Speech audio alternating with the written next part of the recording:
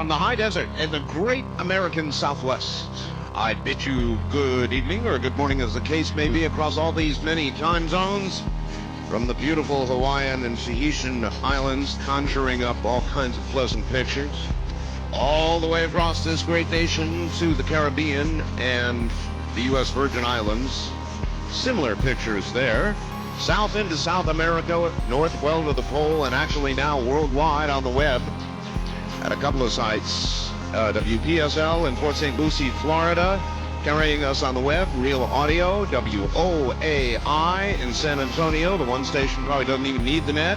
Also feeding net, so you can hear us there. And I want to tell everybody that a lot of information that you're going to be hearing about this morning with Richard Hoagland is now available right this moment. New information as of today. Also on my website, thanks to the efforts of Keith Rowland, who sweated the day through with Richard Hoagland and his people to get this information up to the website. So those of you with computers, those of you who want real audio for the program internationally or wherever, my web address is www.artbell.com. And you do well to head up there right now, because a lot of what you're about to hear about will be up there documented for you, including a newspaper article that'll rock you back. And more news about the web coming up. All of that with Richard Hoagland, science advisor to Walter Cronkite, Engstrom Science Award winner, and at one time a consultant to NASA. I'm not sure they roll the red carpet out there for him anymore. But he did consult for them, and he'll be consulting with you here in just a very few moments. Number one, when I get done with the show tonight, I will hop on board an aircraft and make my way to Portland, Oregon. Saturday is the only book signing I'm ever going to do. Mass book signing. It's going to be at the Oregon Convention Center at high noon. High noon. I'll be there at high noon. And for about 6 hours, I'll sign anything you want me to, really. If you've already got a copy of the book, bring it along. I'll sign it. You want to buy a copy of the book there? Arrive early, would be my advice. So there you have it. The Oregon Convention Center, Portland, Oregon, 12 noon, Saturday. And I'll be getting on an airplane right after the program, virtually. So I'm looking forward to seeing you all there. Oregon Convention Center, 2 tall spirals. Actually, somebody sent me something about directions. Here it is. Art, just in case someone gets lost in Portland, I thought you better give out the exact address of the Oregon Convention Center tonight. Here it is, 777 Northeast Martin Luther King Boulevard, located on the east side of the Willamette River. And at the east end of the, I hope I didn't slaughter that name, the Steel Bridge. The I-5 freeway runs right past the back of the Convention Center building. All you got to do is look for the twin greenish glass towers with what looks like flagpoles on top, with red airplane warning lights on top of the poles.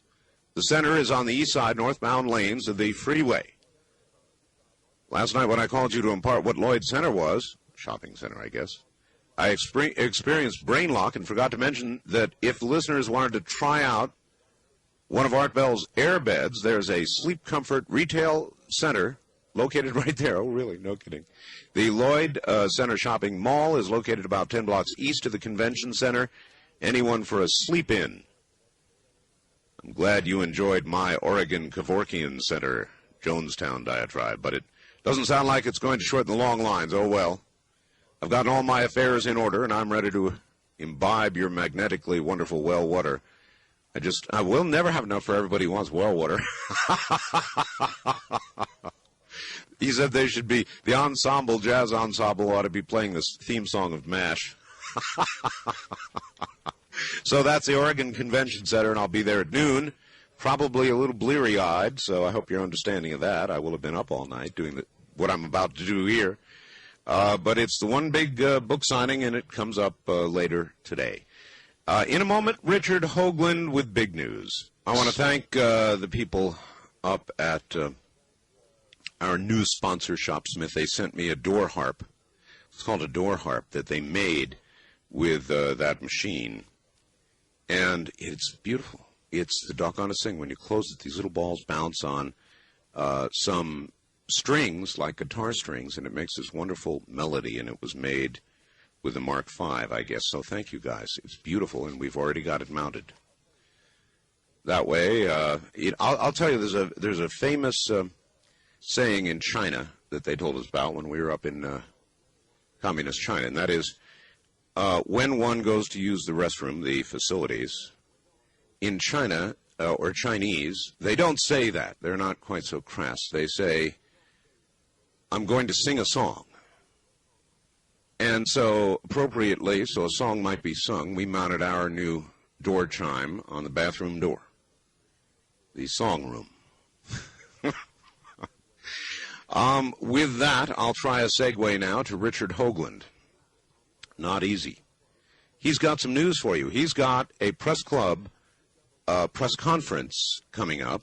Richard Hoagland, as I told you, is a science advisor to Walter Cronkite, Engstrom Science Award winner, consultant to NASA, and outspoken person now with regard to hyperdimensional physics, and we'll try and get that explained one more time, because I get faxes like that all the time. And there's a big announcement coming up, and we've got a lot of it on the webpage, and here is Richard Hoagland. Richard. Good morning, Art. Welcome to the program. Yes, we are not only there voice-wise, but we are there electronically, or virtually, as one might say. Virtually, yes. Why don't you tell everybody, or give everybody, a summary of what's up on the webpage, so, people are going to be going in there now. Okay. Starting with the press release that we issued yesterday relating to the press conference on the lunar briefing the Mars mission is conducting for the press in Washington at the National Press Club at 9 a.m. on August 21st. That's next Thursday for 2 hours. Wait a minute. 9 a.m. on, not August. I'm sorry. What did I say? I meant March 21st. March 21st.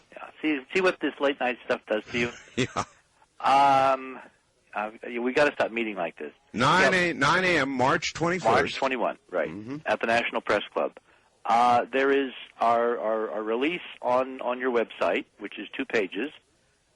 In the release, there is referenced a rather remarkable and now soon-to-be classic New York Times article, which we will describe. Is the article actually up there? The article is also actually up there. Oh, that's great. In graphic form. This is an actual page from the New York Times from December 15th, 1960, and I will read you the headline, which will then relate us back to what this is all about. All right. Mankind is warned to prepare for discovery of life in space. Brookings Institution report says Earth civilization might topple if faced by a race of superior beings. Dateline, Washington, December 14th. UPI. Discovery of life on other worlds could cause Earth civilization to collapse, a federal report said today. And then there is about 8 or 9 column inches, including a very telling paragraph. Evidence of such existence, quote, might also be found in artifacts left on the moon or other planets, the report said. So this is up now in living black and white. Including next to it, there's an ad for men's Santa socks, $1. The merriest $1 Christmas gift in town. This is hearkening back to the good old days, the 1960s. So let's get this straight. There was a story in 1960, Yep. New York Times, Yep.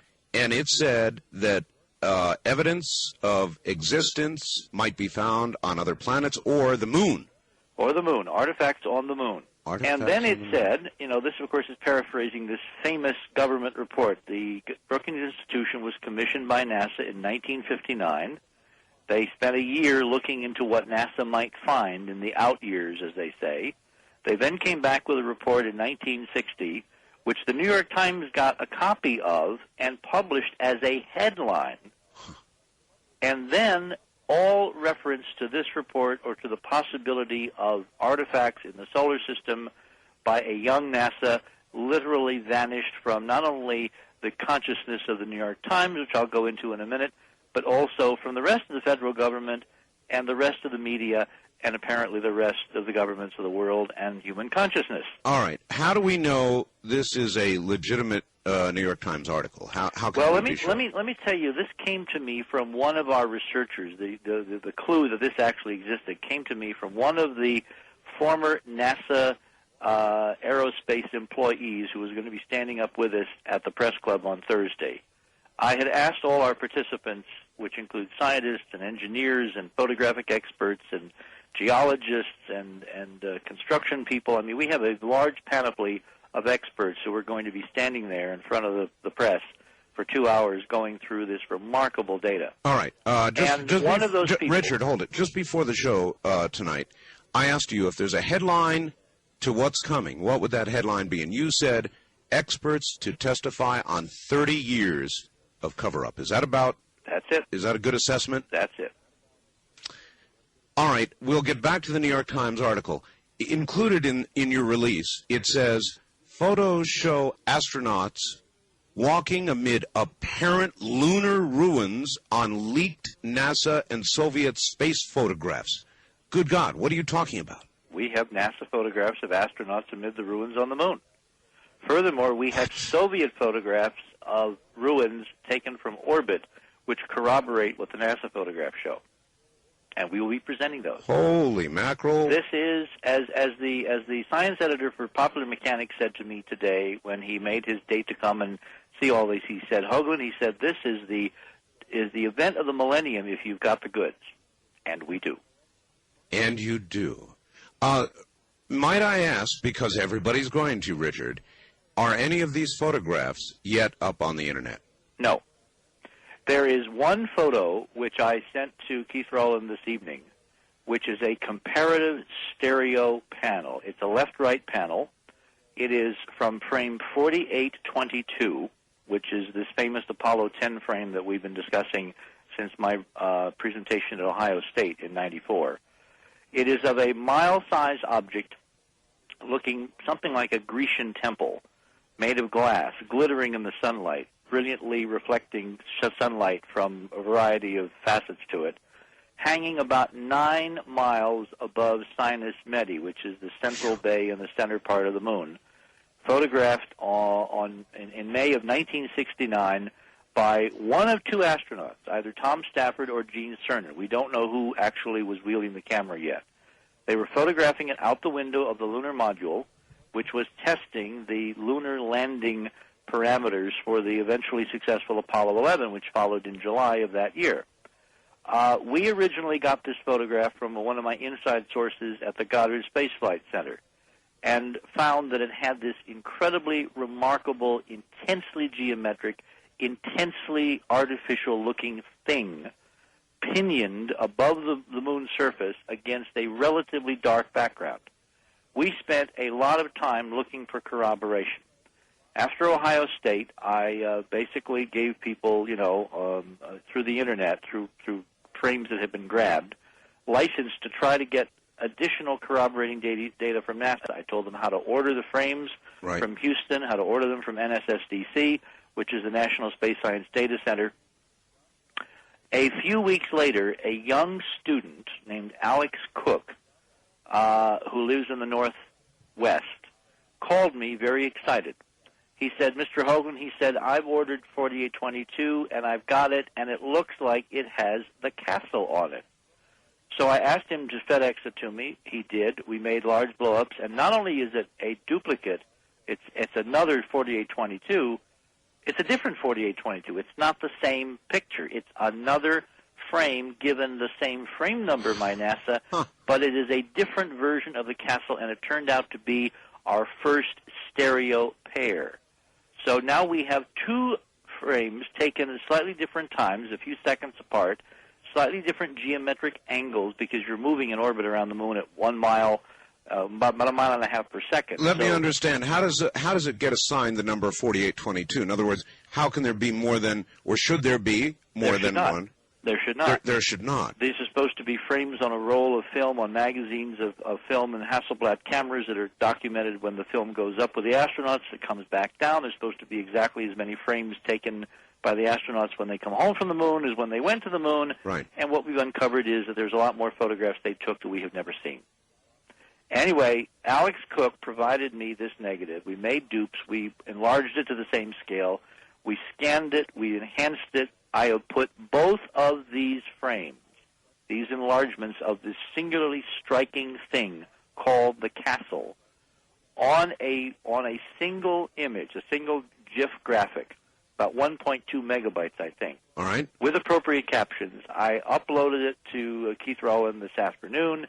It is sitting there attached with a little graphic to our press release vis-a-vis the press club briefing next Thursday.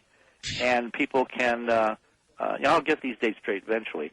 People can, download it. People can download it, I guess. They can download it, yes. Oh, man. It makes me want to be at my computer right now getting it. Now, what you do is, since it's enough resolution, you can really zoom in and see there is corresponding detail. But what's important for people to note on frame number 2, the one on the right, the Cook frame, is that in the time between the photo on the left and the one on the right, something happened. Something intervened between the spacecraft window and the lunar surface and wherever this thing is hanging, about 9 miles above the moon. So it looks on the second picture like you're looking through wavy shower glass. You're looking through some kind of geometric obstruction. In fact, this is the little cubical construction elements of the Sinus Medi lunar dome that we have been discussing. So you believe they shot that second photograph art has nothing to do with this. Actually through an opaque...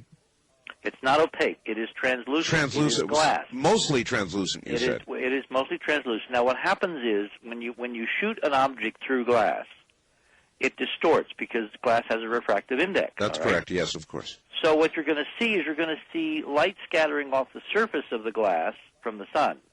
And then you'll see light transmitted through the glass from an object illuminated behind it by the sun.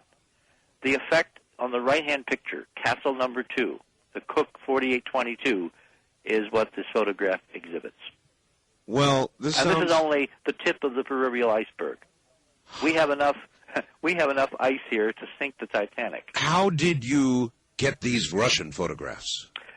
Now, this is interesting. The Russians, in the beginning of the space age, were very gung-ho. They were aggressive. They wanted to beat the pants off us. I recall. Khrushchev kept timing his international promenades, to coincide with a space spectacular on demand. It was a war for the heart and soul of men and women of Earth. So the space program was the holy grail to East versus West, communism versus capitalism. I'm old enough to remember Sputnik Day, the beep, beep, beep thing 1957, that sent chills up the back of all Americans. Yep.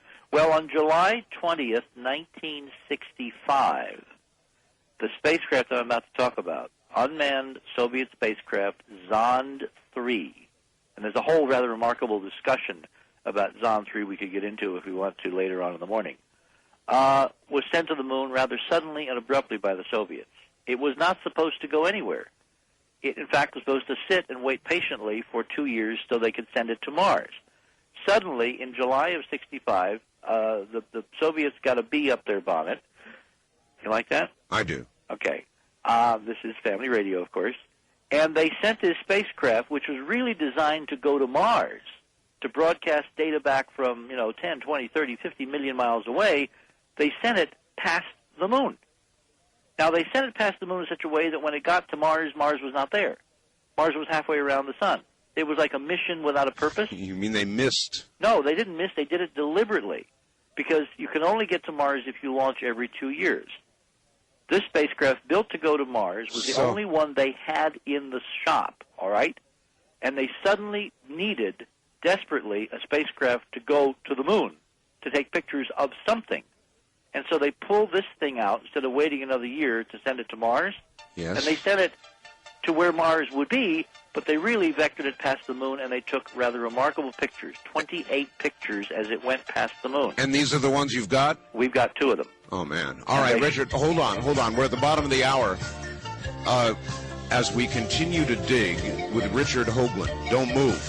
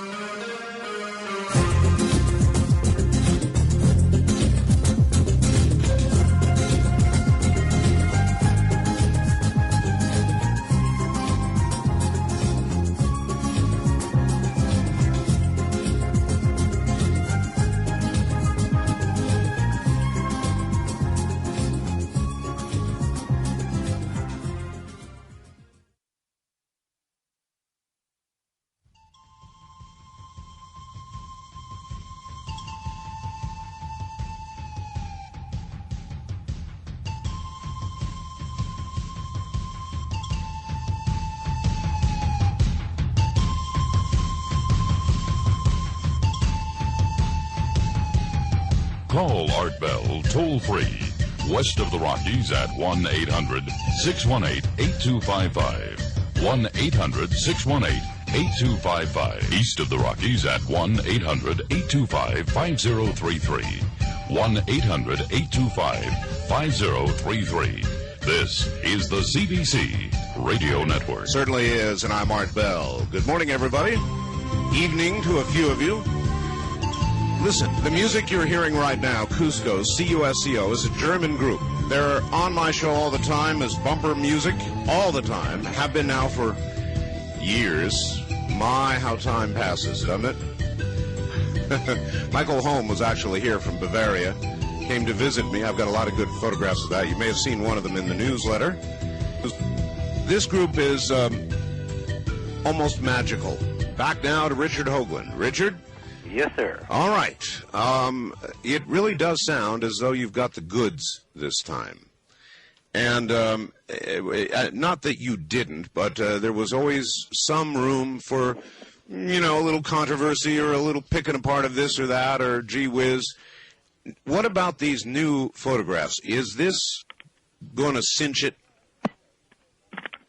Well, I think so, because not only do we have the photographs, but for the first time, we have something that everybody has been saying they wanted all along, which is folks inside standing up with us who basically say this is what's been going on for 30 years. What kind of people are going to be there? These are people who were at NASA, who were part of the Apollo experience, who have firsthand knowledge of briefing of the astronauts, of return of data and samples and photographs. One of the individuals who is we are embargoing all the names until next week because I don't want any untoward pressure brought to bear on these people. Oh, that's entirely proper, I think. But they are making very serious, how should I say, career decisions here, which could impact their families, their future employment, their standing in the community. It takes a lot of courage to stand up and basically say that the people you have worked with have not been telling the American people the truth. And we must be very careful in how we discuss this morning, because it is not our intention to assail NASA or the federal government or any of the decision makers for decisions that have been made in the past. If you go back and you look at the Brookings report as reported by the New York Times, then it's understandable. If the decision was presented, look, if this comes out the wrong way, civilization will be destroyed. Yes. What man or woman in their right mind is going to put their common sense judgment up against experts who have spent a lifetime coming to such a weighty conclusion? I completely agree. I'm simply amazed that it made it into the New York Times. Now, let's circle back to the New York Times for a second, because well, we can easily get scattered, so let me close this thought. We now have people who, in good conscience, saw what was going on at the time, now understand a great deal more that was going on that they didn't understand. We're following their orders. We're doing their duty. We're good soldiers in common defense of the country and their culture and what they deem to be the wisdom of experts above their pay grade. And it is only recently, in the last several months, when they have seen our data and they have seen the evidence that things are not exactly as it was represented, as well as in the hindsight of 30 years that, in fact, we now have television filled with discussions and thoughts of aliens and spacecraft and visitations and whatever, and we're not exactly falling apart, all right? The stock market is going through the roof. People are making money hand over fist, except for those who are employed by construction people where the jobs are going to other countries and stuff like that. The point is that they understand now that the wisdom that they were told 30 years ago does not fit the 1990s. Richard, so they made a decision to stand up and tell the truth with us and to try to force the official establishment, NASA, the government, the White House, whoever's keeping the lid on. Our objective here is to force them to simply honor their commitment to the American people to tell the truth under the Space Act as it was conceived in 1958. All right. I can understand how all of this in the beginning happened. There are certain things I, too, can't say on the air, Richard, and I've had some people come to visit me on a couple of subjects that don't relate to this, but official-type government stuff. And I can't talk about it.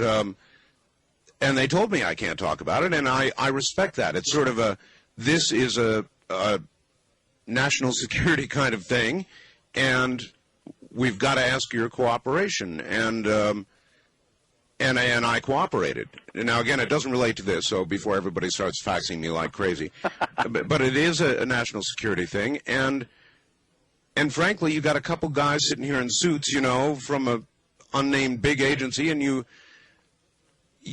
cooperate, Richard. I mean, if you're a good American, you cooperate.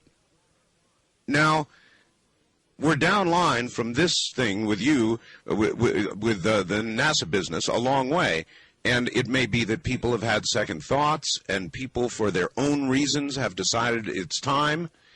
But I'll tell you, that's a very brave thing to do. Well, I think very brave. Well, not to take away from the courage and integrity of the individuals who are going to be standing up there with us on Thursday, the fact is that I think they and many others are seeing the handwriting on the wall. It is only a matter of time before this comes out. The data which we have marshaled, the data we have put together, the comprehensive different missions, different lighting, different geometry, is overwhelming. Any rational person who sets aside their preconception that this can't be real and simply looks at the evidence is overwhelmed. It is overwhelming, and I'm going to give you a very simple, trivial piece of evidence which literally I only figured out this afternoon in preparation for your program this evening, Art. All right. So this is the first time anywhere anybody has heard this. It's going to be presented to the press, to NBC, CBS, Wall Street Journal, Washington, Times, Washington Post, whatever, next Thursday. But your audience, and you are going to hear it first. Fire away. We have been discussing for months and months and months the presence of glass-like lunar domes on the moon. That's right. Correct? Correct. Okay. What is the singular property of glass that makes us realize that we're looking at something made of glass? Well, at some angles, reflectivity, certainly. You mean refractivity? Refractivity, all right. The way it bends light. Right, and the way the sun hits it, and we're sure. And then if you get just the right angle, you'll get a sparkle or a bounce off the first surface reflection. Absolutely. Anybody who drives in the sunlight knows that. Yeah. But primarily, glass is known for its refractive properties, meaning its ability to bend light that goes through it, and it cannot go through it unless glass were what? Clear? Clear, transparent. Yeah. You got it. Yeah. Okay. So these two properties, transparency and the ability to bend light going through it, are the hallmark of glass. Okay. That has been what tipped us off, that what we're looking at is glass-like. Notice I say glass-like, because we don't really have a sample of this stuff, although I must say that about half the weight of the Apollo samples returned by the astronauts was glass.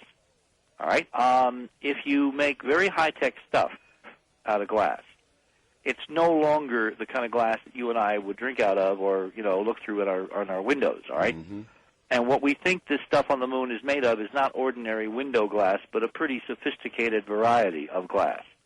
but it's a kissing cousin because it's going to be made of silicon and oxygen, just like ordinary glass. It will have other properties and probably another crystalline structure. Why would geometric molecular structure? Richard, why would people build on the moon out of glass? What would be the reasons? It's the most abundant, cheapest stuff available. 60% of the crustal materials of the Earth, the Moon, Mars, and all the silicate planets for which we have any knowledge is glass, silicon, and oxygen. That makes up 60% of the crust of the solid planets on which people can walk on. That's a good answer. With or without spacesuits. So if you're going to build, all right, the idea is, you want something that's cheap, that's available, and you use robotic technology, and we're just getting into that now, this civilization at this point in time. So it's an obvious solution to the construction problem. Now, it's so obvious that NASA has rediscovered it. Of course, I question now how they rediscovered it. There is a study group at Los Alamos headed by Dr. James Blakick, who have been working on lunar basing proposals for NASA for the last several years. Well, in some of Dr. Blakick's papers, as part of his NASA contracts on lunar basing studies, he is proposing that NASA itself consider making its first lunar settlements, its first bases, out of glass. All right? The Japanese have been engaged for many years in major industrial concepts vis-a-vis the moon. One of the big corporations, Shimizu, I believe, has actually got very detailed designs, architectural designs. And one of our lunar engineers, in fact, the first PhD in lunar construction ever awarded, has been given to this individual who was going to be at the press conference, who has done extensive study with the Japanese in Japan on their lunar basing studies, and they are proposing to build their lunar basing out of glass. Furthermore, they're proposing to use the hexagonal geometry, and guess what? That's the geometry of the domes we found in the lunar photographs taken by Apollo and the others on the moon. Very ancient structures. So the curves are converging. So in the long-winded answer to your question, I think that these people are standing up with us because they're brighter than the average person in NASA so far, and they see the handwriting on the wall, and they're getting on the right side of the curve. Because we're going to win, guys. We're going to win.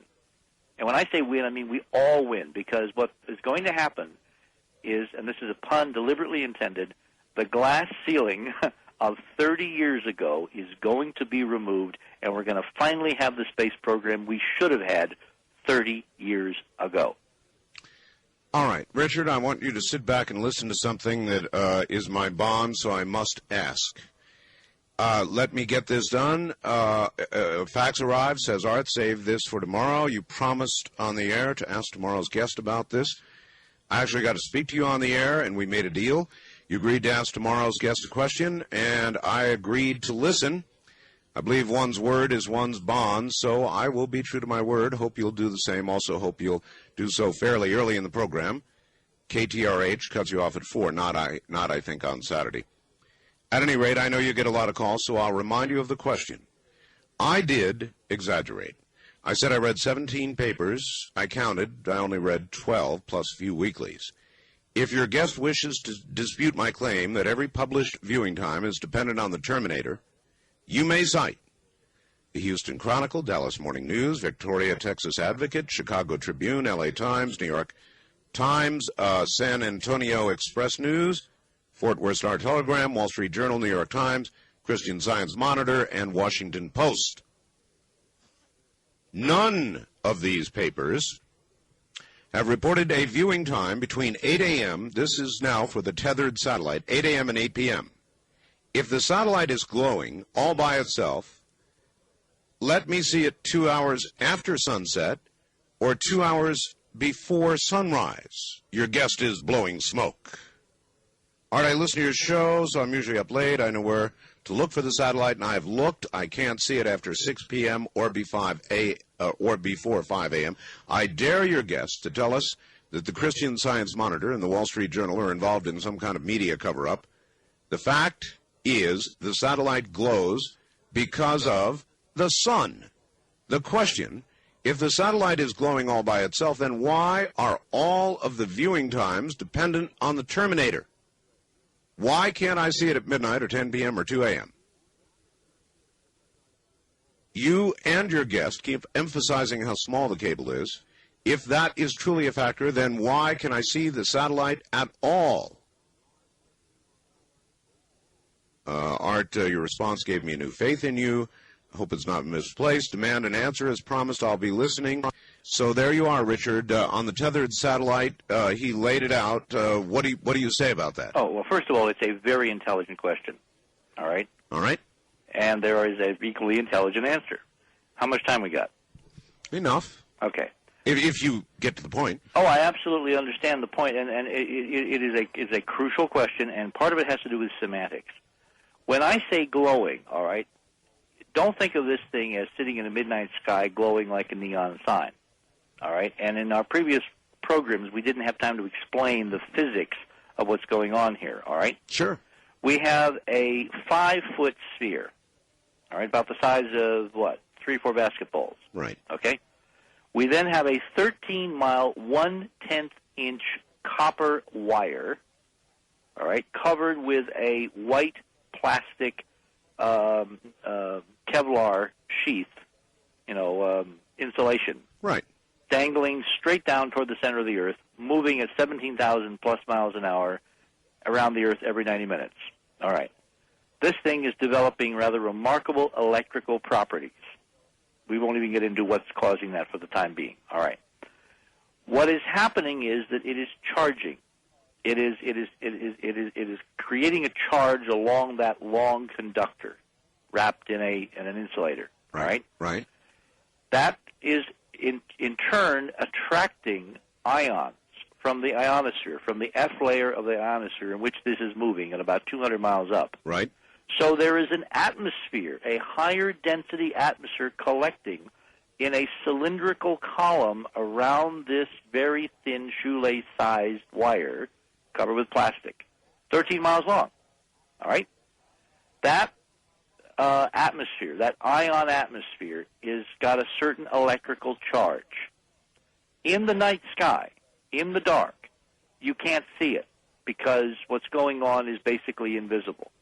But when it reaches sunlight, either at dawn or at sunset, all right, the interaction with the sun causes it to fluoresce, causes energy transitions to occur in those ions, primarily oxygen, all right, and it gives off light. Now, because it's so big, it's probably a mile or so in diameter. Think of a cylinder a mile across with this little tiny wire going down through the center of it. Right. A thin, diffuse neon sign inside out, because there's no glass around this thing, all right? Now, how do we know this is true? Because if you simply do the numbers, take a 1/10 of an inch wide object, even if it's painted white, put it 600 miles away, which is the slant range from an observer looking through the atmosphere at this thing as it comes over the horizon. Sure. There is no way that the human eye can see a line a 1/10 of an inch wide 600 miles away. I don't care how bright the damn thing is. Or if the human eye unaided could see something that thin, then we wouldn't have needed the Hubble Space Telescope. This person needs to, since he obviously has a technical background, sit down and do the calculation. The resolution of the human eye is about 1 arc minute. Calculate how far away a 1/10-inch wide object has to be before it is smaller than 1 arc minute on the celestial sphere. Well, without the kind of scientific basis, I sort of said that to him last night. I said, look, take a thread, hang it from the other side of the living room, and the odds are you're not even going to see that. Even if you paint the damn thing brilliant white, you're not going to see it. Otherwise, we wouldn't need Hubble. What I tried to do in one of my early shows is to do a kind of a off the back of the envelope calculation to demonstrate that even Hubble would have trouble seeing this thing in orbit if it was on the ground looking up at it. All right. Now I have got video, and I promise in the next couple of breaks I'm going to send an image taken by a television crew in Hawaii at sunrise on March 4th. There is a stunning piece of video I will grab a frame. I will ship it to Keith. We'll put it up on the board in the next few minutes, all right? Without a caption. I don't have time to write a caption for it.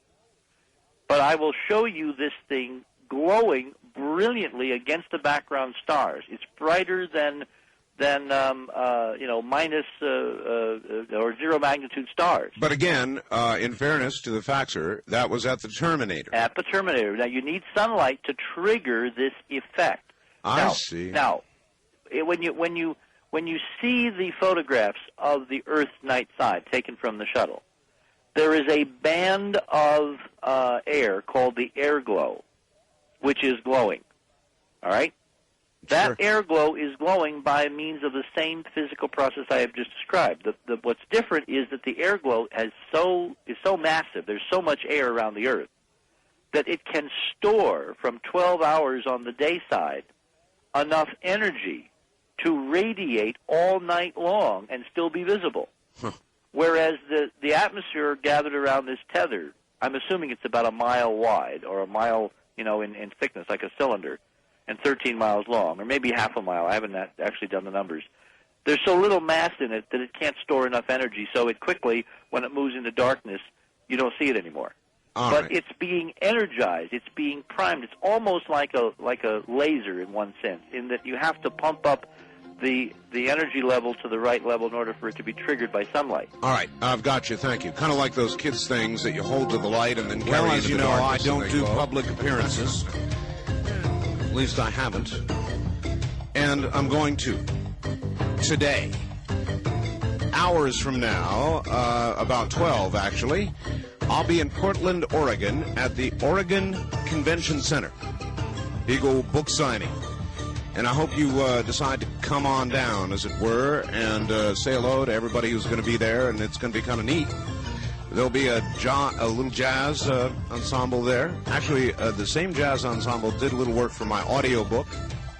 There will be hardcover editions available to those who I think get there early, along with the photograph that appeared on the front page of the calendar section of the LA Times, which I will sign for you along with books or whatever. I'm looking forward to it, and it's the only book signing I'm ever going to do, so 'tis now or never, folks. Portland, Oregon, high noon, Oregon Convention Center, today, Saturday.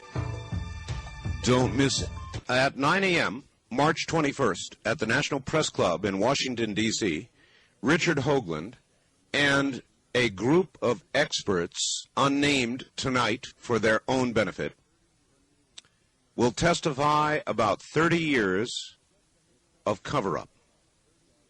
I guess the headlines are the headlines, so I'll read them to you from this press release. A Mars Mission press release.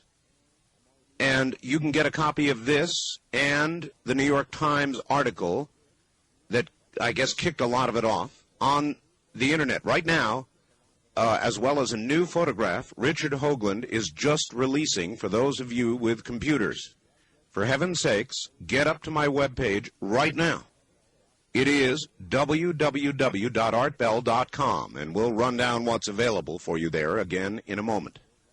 Headlines: former NASA scientists and engineers to announce in Washington analysis of 30-year-old suppressed evidence revealing ancient artificial structures on the moon. Photos show astronauts walking amid apparent lunar ruins on leaked NASA and Soviet space photographs.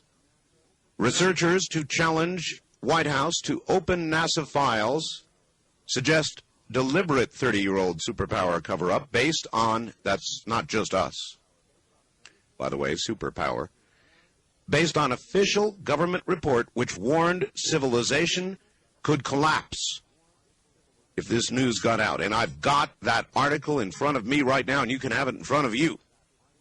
New York Times, Thursday, December 15th, 1960. Mankind is warned to prepare for discovery of life in space. Brookings Institute report says Earth's civilization might topple if faced by a race of superior beings. And then finally, evidence throws new light on nagging question: what really happened to Apollo 13. Richard, does that about sum it up? Richard, where are you? Well, I think we're still connected. I can hear a light background sound. Is anybody there? Not again. Can you all hear that light background sound? Sounds to me like we are still connected. But maybe we're not. Unbelievable. I absolutely guarantee you all I did nothing, pushed no wrong button, and it would appear as though we've had a disconnect with Richard Hoagland. Unbelievable. Absolutely unbelievable. So I'm going to try. I'm telling you. I think that they're messing with us, folks. I don't know that we can reestablish communications. One more time. Richard? No, that's a dead line, folks. We have been disconnected. I am normally not a suspicious person, but every time we've had this kind of material on, this is what's happened. I don't like this at all. We'll be right back. All right, I think we're recombobulated here. Richard, are you there? I'm here. All right. I guess you are in the middle of, or just transferred a photograph, as you. Well, I'm in the middle of this. This is not, you can't do this kind of in real-time radio, but we're trying here. Let me tell you that while I'm working through this electronics, I'm sitting at the computer trying to do this in almost real time. During the second night when we were doing our show, Art. Yes. I got a call from one of our associates in Hawaii who claimed that the local TV stations were saying that this thing was going to be visible low over the Pacific Ocean at dawn. Right. So she went out to look, and lo and behold, and on the Big Island apparently sent a camera crew out to the beach, and when it came over, they actually were able to get fairly decent video, which she then got on the horn and got them to copy on VHS, Super VHS for us, which she then FedExed. Do you know that it costs $150 to FedEx one-day service from Hawaii? Boy. And I said, no way, Jose. Okay, so it took 2 days to get here. That's $20. Yes, that's better. If anybody wants to know, they're being ripped off in Hawaii by Federal Express. Look into it, all right? The price of living in paradise, I guess. I guess. Anyway, so it came in, and I looked at it several times. I showed it to my associates. They are stunned. Now, there are several reasons to be stunned. One is it is crystal clear. It's in color, all right? It's drifting against the background stars. It's rather remarkable, and it's not exactly the way we saw it on the shuttle video from the spacecraft. Those are the two images, by the way, that we have in our third press release up on your webpage now, live. There are two shuttle shots that I was able to grab from NASA Select, taken from the shuttle, that show this thing far away and much closer as seen from the Columbia the morning of the close flyby, which was, Thursday morning when we did our show, right? Yes, correct. Okay, when they passed within about 50 miles. So those are already on your board.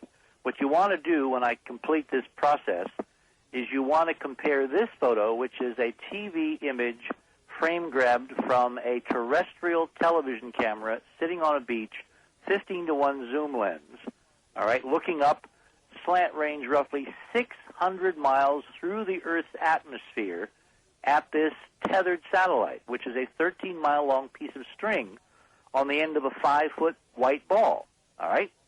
And in the next few minutes, I'll have this prepared, and I will uplink it to Keith Rowland, and we'll post it on the board. All right, and again, for the man who faxed me, when you take into account the size of the tether, sun or no sun, there is no way on God's green earth that the human eye is going to be able to perceive it. No way.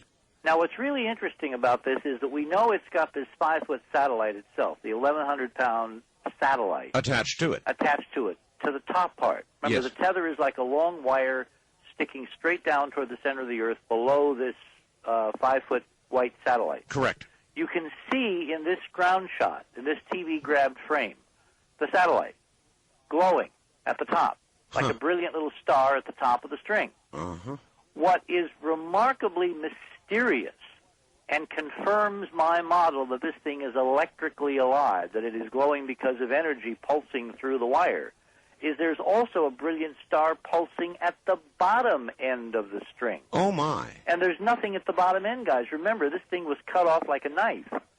There's nothing but a 1/10 of an inch Kevlar tether going down to space, to nothing. Well, so what is causing this glowing thing as bright at the bottom as at the top?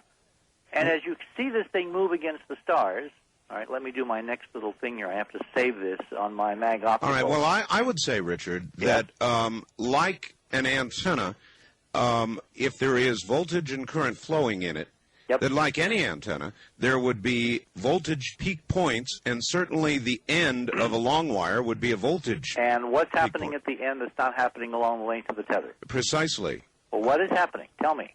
At the end of this wire. Well, I would say in some way that energy, in some corona-like effect, is discharging. It must be. You're very close.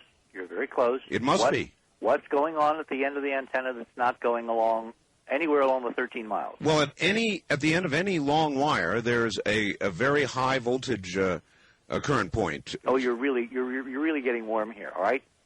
Say the obvious.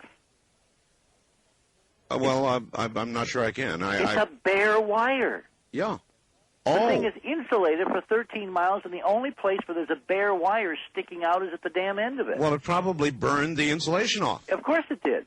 But even if it didn't, if the wire is budded at the end, like let's say you take a piece of telephone wire and cut it with a knife or scissors. Yes. You get a round black sheath, and you get a bright copper thing in the center. That's correct. The wire. That's right, yes. Mm-hmm. The only place where it can see space, it can see the ion cloud in the whole 13 miles, is the end of the tether. That's the other spark, brilliantly glowing as bright as the 5-foot satellite at the top 13 miles above it. I rest my case. And in a few minutes here, you'll get to see this shot if I can get it up there. If I can do the next thing I need to do, which is to get out of this file. All right, I'm going to tell everybody the World Wide Web page again, how to get there, blah, blah, blah, and then you're going to tell them what's up there. Yep. It is www.artbell.com on the web. Go up there because a lot of what we're going to talk about this morning, is there to be viewed. The press release, the New York... There are 3 of them. Releases, excuse me. 3 consecutive days. The New York Times article of Thursday, December 15th, is it? 1960. Mankind warned to prepare for discovery of life in space, that civilization would collapse. If we found it. Yes, and Richard's contention is that based on this and the study that generated this story, that we've had to cover it up all of this time, and now it's time for that to come to an end. Okay, this is looking good now. All right, good. And here's the facts for you, Richard. Hi, Art. If Richard has the evidence he claims he has, then I predict 2 things will happen. One, will be a release that discredits him, and the second is he will be stopped from presenting the facts at all. And so which one of those things do you consider more likely? I mean, you're on the air. You're blowing this all over the place now, so you're not stopped yet. What about somebody stepping forward to throw a sort of a to do to you what they did to Pat Buchanan, in essence? Oh, I'm sure they will try.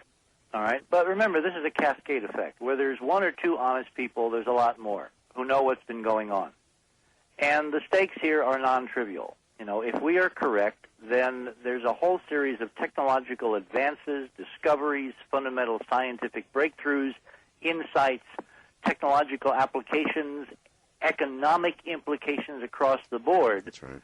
That are in the hands of a few and kept from the many, because when those samples came home from Apollo, if we are correct, the astronauts brought home physical samples of stunning technology, if nothing else, materials which were not made on this Earth by human civilization. And somebody somewhere in the black budgets have analyzed this stuff and are producing things for war, things for the Defense Department based on this technology. That, if it was in the private sector, if it was made publicly available, if it was accessible to the general economic, day-to-day life of the world economy, would have a radical, positive, short and long-term economic influence on everyone on this planet, and they should frankly be a bit upset that it's in the hands of a few and they don't have access to it. Should I expect somebody with national security claims to be shutting down my webpage? Well, the problem is that this data is public domain through NASA, through the Space Act. I had a couple of reporters this afternoon ask me a very cogent question. They got to the essence of it, all right? They said, Hoagland, if you're right, then there has to be a presidential finding allowing NASA to classify this. Correct. And they're absolutely correct. So what we have to demand is if anybody shows up, Art, they show you the classification order. Well, they wouldn't come to me. They'd come to my webpage people or the Internet. I don't know how they'd get it done. But, all right, dear Art, think of what the Brooking study is intimating. In other words, that we humans are such big egotists that the knowledge of civilizations other than our own is simply too big for us to handle. Wow. Frank, KABC in L.A. Yeah, well, that's absolutely true. That's exactly what they thought of it. And that's what they still think. And that's why we can't let them get away with it any longer. And that's why these folks that are willing to stand up there with us, who, remember, are inside NASA people, who worked hand in glove with the crews, the astronauts, the flight directors, who were responsible for data, for dissemination of data to scientists around the world, who handled the photographs, who were told to destroy these photographs, and because their conscience was so pained, yes, it's taken them 30 years to get around to destroying them. And so everybody understands these people, these inside people, are going to appear with you at 9 o'clock in the morning, March 21st, at the National Press Club, and they're going to stand up, and they're going to tell the truth? Yep. Well, that's going to really blow up a lot of things, Richard. I understand the National Press Club called you and changed rooms. There apparently was so much interest in what's about to happen. Yeah, originally we were booked into the Edward R. Murrow room, which for someone who is a CBS graduate, like I am, really warmed the cockles of my heart. And what they've done is, because of the demand, they have now asked if we would mind for the same, arrangement to be put in the main ballroom, where there will be unobstructed visual access to the screens and the computers and the other things that we are assembling. We have a very complicated, sophisticated presentation to put on. We have physical props. We have actual electronic, media available, both video and computer. This is a non-trivial event. This is taking a great deal of time and effort by a lot of very creative and talented people to put this on and make it work. All right, Richard, hang tight. I'll let you finish with your upload. He's getting photographs up for you on the website as we speak. All of what we're talking about is up there to be viewed. My website address is www.artbell.com. Get up there and take a look. You're listening to Richard Hoagland and the CBC Radio Network.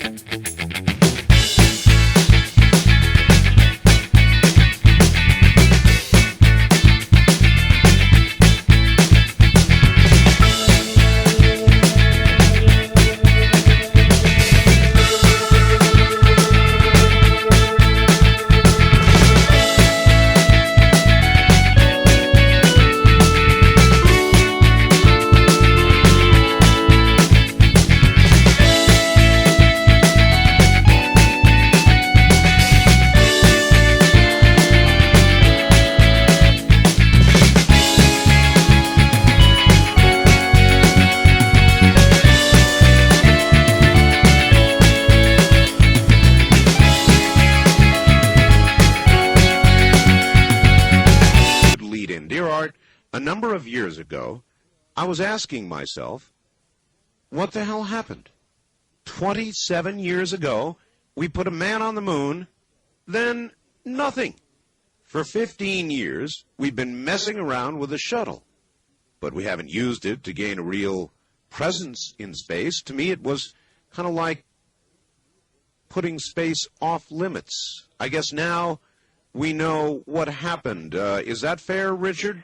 That's just exactly what we think has happened, all right?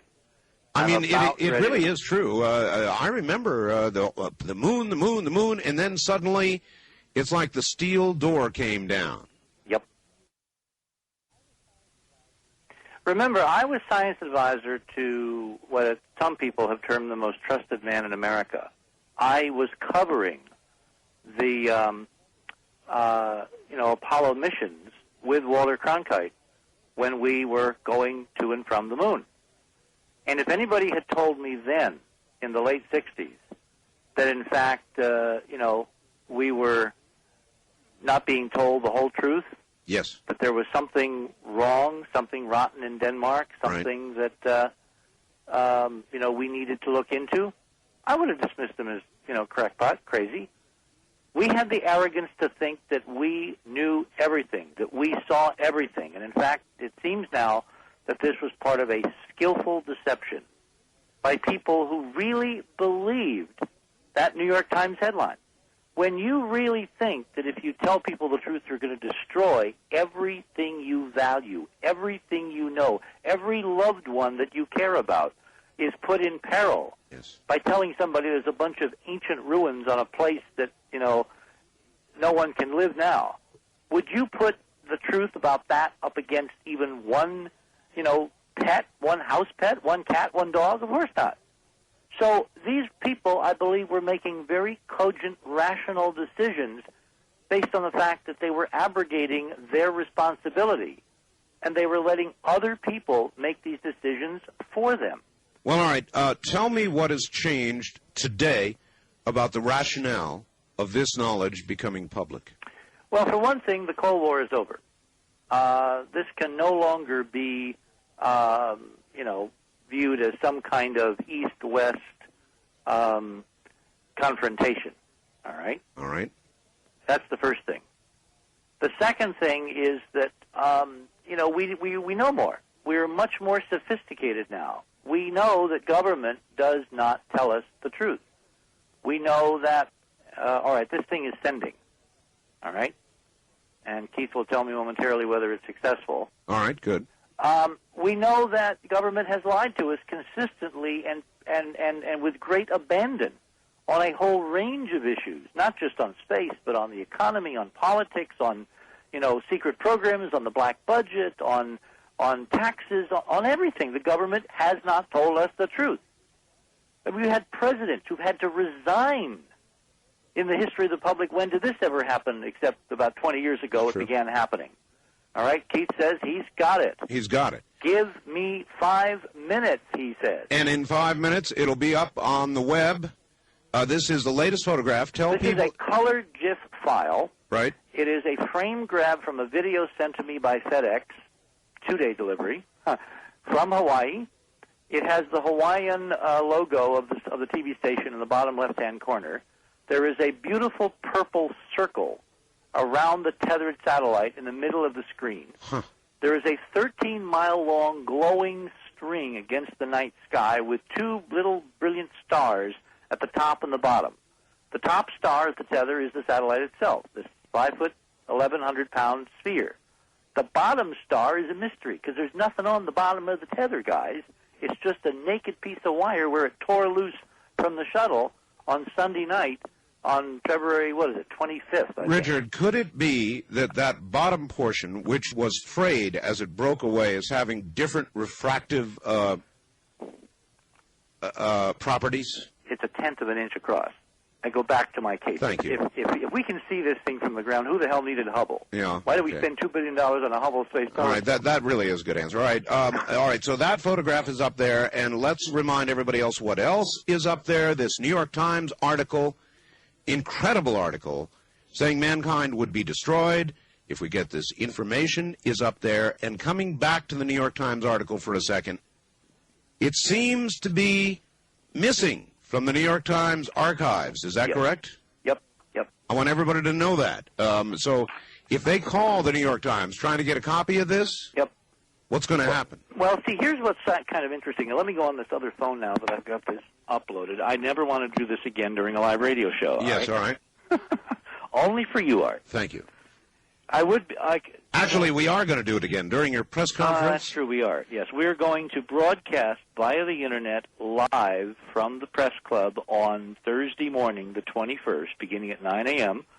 If you log on to Art's website, there will be a running commentary, one of these Dateline things, Washington, 9:05 a.m., such and such is presenting. Right. Susan Caraban, who is our esteemed editor of Martian Horizons, is going to take her little laptop and is going to sit there in the grand ballroom surrounded by the creme de la creme of the National and World Press Corps and typing furiously. We'll try to keep up with the data stream and what's being presented and the questions that are going to be thrown at us at the end. And you will capture everything on your board, so there will be a complete chronologue of how this flowed during those 2 hours. All right. She asked me a question this evening before she was smart enough to go to bed. She said, how will we be able to get questions from Art's audience back into the press conference? And that is a Keith Rowland question. Well, I'm not sure that's possible. Keith would know more about that. Yeah, but what I would like to do, because the politics are very good, I would like to tell the press corps that we have real folks out in the country, the citizens who paid for these pictures, whose space program it really is, that would like to ask questions of the scientists and engineers we have assembled. So if we can technically arrange that people can get in with questions, Susan will field them, read them off like they do on Talkback Live on CNN. Sure. And we will answer them on the air, as it were. Wonderful. Now, there's another little bell and whistle we've added. One of our participants, I am going to tell you tonight who one of the participants in his press conference is going to be. All right. It's Graham Hancock. Oh, Graham. Graham Hancock is, as you know, an esteemed reporter for the London Times, Yes. for the London Economist. In the last several years, Graham has become very interested in the problem of missing history. The fact that around this planet, on planet Earth, there's a whole bunch of ancient artifacts that appear to have extremely sophisticated engineering properties with no proper antecedent. Yes, of course. There's nobody who we know in terms of mainstream archaeology or anthropology who could have done this stuff according to what's in the library. Yeah, that's right. Witness the Mysterious Origins of Man broadcast. It was broadcast 2 weeks ago. That's correct. On Sunday. Correct. Remind me to come back to that in a second. There was some pretty heavy evidence in there, I thought. There was. In fact, Bill Cody, the director and producer, is getting a lot of flack from Yale now. I'm sure he is. A lot of heavy negative response to that program. I'm certain of it. Yes. Of course, it challenges the entire paradigm. Religious. And the paradigm don't want to be challenged. No, of course it doesn't. Yeah.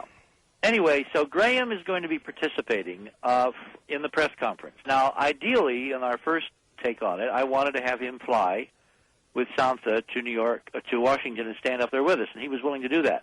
He had a conflict because he and Robert Bivol on the 21st have already planned to be at Giza, at the Great Pyramid on the plateau, to do some critical astronomical measurements on the equinox to test part of their model, their theory. Your press conference is on the 21st. It's on the equinox. It's on the equinox. That, in fact, is an accident, all right? I will tell you very nakedly why I put it on the 21st. Because you do press conferences in Washington to get the attention of the world press. Naturally. On the Thursday before a weekend. In this case, I wanted it to be the Thursday before the Monday following the weekend. Mm-hmm. And the reason is that Monday night, coast to coast and around the world, about 1 billion people are going to watch Ron Howard and Company accept an Academy Award for Best Picture for Apollo 13. And I wanted all the people who were writing across that weekend in the press corps to be factoring in our data and our people and a new perspective on what really may have happened to Apollo 13. Let's stop there for a second. What really did happen to Apollo 13? Well, now this is circumstantial. I cannot prove this. I do not have a smoking gun yet. I have circumstantial evidence. I want to make that very clear. But if you have a model which is developing that John Kennedy, and we got to get back to Graham Hancock. We tend to do this, we leave things dangling. Let me close the loop on Hancock, and I'll come back to that question. All right. Hancock was supposed to be in Egypt on the morning of the 21st. So obviously we can't get him in two places at the same time. Carrie Clark, my esteemed photographic expert and right-hand person, came up with a brilliant idea. She said, why don't we have Graham participate via satellite from the plateau, which he is going to do. He is? Yes. He will be standing on the plateau with a cell phone, talking to us in Washington, and then through the Internet to all your audience. Well, that ought to get people's attention. Now, the reason that we're doing it this way, and Graham loved it, he says, boy, he says, in this esteemed British accent, he says, Dick, this is going to be a very good show. The reason we're doing it this way is because I want to make a point to both the press and everyone else who may have forgotten that the world we now inhabit in the 1990s is not the world of the paranoid people of the 1950s and 60s. It is now possible to have a reporter standing a quarter of the way around the world on a plateau, on a sand dune, holding a gadget that looks like a Star Trek communicator and talking live to a worldwide audience. That's true. It was impossible 30 years ago. The fact that we have this data is testimony to the stunning progress and democratization of technology that those who tried to keep this hidden from us never imagined in their wildest dreams would be available to the great unwashed, just ordinary folks like you and me, to be able to go through frame by frame by frame and retrieve and reconstruct the data they thought they had so cleverly hidden from all public view forevermore. I wonder if they're going to be able to stop us. No. We are on a roll. The truth is finally going to come out, and what I need from your audience, Art, is one crucial thing. This is a participatory experience. This is not, a play-by-play. I need everyone in the audience tonight to do one thing. I need you to call or fax or write or email your local media outlets, television, wire services, newspapers, and demand that they have some kind of representation at this press conference, all right? What you need to do is to log on to Art's webpage, download the press release, send it to them, give them the email address if they want that, but make sure that you get to see your data 30 years overdue. And the only way you can do that is to put public pressure all over the nation on local media outlets which are not controlled, which cannot be bought, which still are curious, and if they know this is going down, they're going to want to participate in the fun. All right. That participation aside, what do you expect in terms of coverage? For example, might you get C-SPAN there? We are actively talking to C-SPAN. We are actively talking to CNN right now, and it looks like I'm going to be with some of my colleagues on Burden of Proof at 12:30 on Thursday. Oh, no kidding. Now, I specifically wanted to do this program, not only because I'm a fan of Greta Van Susteren. I am too. But because there is a major legal question here, and it was brought up by the science editor of Popular Mechanics today, who told me on the phone this morning that he's going to be there with bells on because this is the event of the millennium if we've got the goods. You bet. His question to me was, is there a presidential finding that kept this secret? And my question to the panel of legal experts on Burden of Proof, if they agree, if the producers agree to have us on, and as of this afternoon, they basically said that it's almost a done deal. You'll be very tickled to death that they were pleased that I was going to be on your show tonight. Oh. They wanted me to be on one other show before they put me on their show. Yes. The press is like this. This is called packed journalism. I know how it works. This is insanity. This is why we've been living under this dark ceiling for 30 years. Nobody has the courage to investigate themselves. They're all looking to see if somebody else is going to do it first. Well, what kind of coverage are you looking for at this point without the additional pressure, and I'm sure my audience will help you out. Let me finish up a Burden of Proof. Let's not leave loose ends. The reason I asked my folks to go after them specifically is because there's a major legal question here. When the President of the United States, Dwight David Eisenhower, crafted with Sam Rayburn the Space Act, creating an open civilian space agency where in the law all the data and the technology and the mechanisms whereby it was acquired was to be made available to the folks who own it. Yes. The American people. Correct. There was one section of this Space Act, which I've got, which lists one exception. One little loophole. And that is if the administrator of NASA deems data or technology to be relevant to national security. Yeah. Those words again. Yep. At which point he has to go to the President of the United States in the law, and there has to be a finding by the President. There has to be a document, a piece of paper, to make it all legal. Now, here's the catch-22. If NASA is pressed by legal scholars and lawyers or whatever that I hope to be talking to on that Thursday afternoon to show them this piece of paper whereby they were able to withhold photographs of structures on the moon, then obviously we got them. If they're doing this, they could never have gotten a piece of paper, because if the paper ever came out, it would be tantamount to admitting there were structures on the moon. Of course. So it's like when you leave, you tell the babysitter, now, by the way, don't let the kids put beans up their nose. The very idea that you plant in their minds is enough to cause the thing you don't want to have happen. So when the New York Times published the Brookings warning that this kind of data could destroy civilization, at that point, the administrator of NASA and the president, whoever the president was going to be, who came across this stuff, was in a terrible double bind. If they went through the letter of the law, they would destroy civilization if it ever came out, because why else would you classify stuff on the moon? Obviously. If they don't go through the letter of the law, then somebody is going to be hung because they didn't do it according to the Constitution. Do you see why there will probably be some effort to keep us from going through with this on Thursday? I do, yes. So I need your troops. I sound like Pat Buchanan. I need folks out there to pay close attention, to watch us, to make sure we don't disappear from the radar screens and they don't suddenly misplace our room key at the National Press Club. Well, that would be a little obvious. Yeah, well, sometimes things happen that are obvious. I will tell you that we had started out, as I said before, booked in the Murrow Room.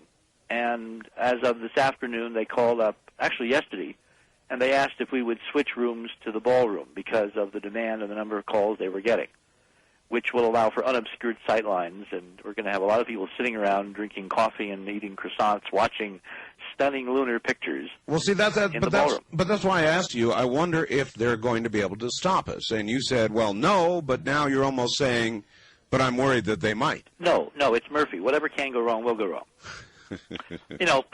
I just, forewarned is forearmed. This is too important, and there's too many other people's reputations and careers and integrity on the line for us to drop a stitch now. And the main thing we don't want to have happen is that, it's the old joke, if a tree falls in the forest and there's nobody around to hear it, does it fall? Right. It would be really terrible if we throw this whole very elaborate party and nobody shows up because they think it's a joke.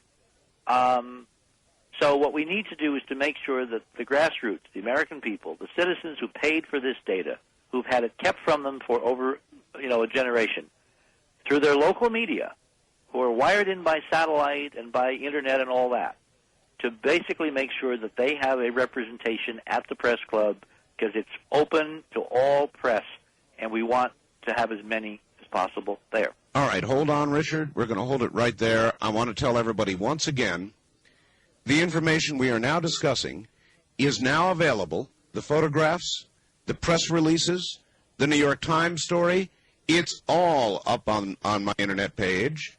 That would be www.artbell.com.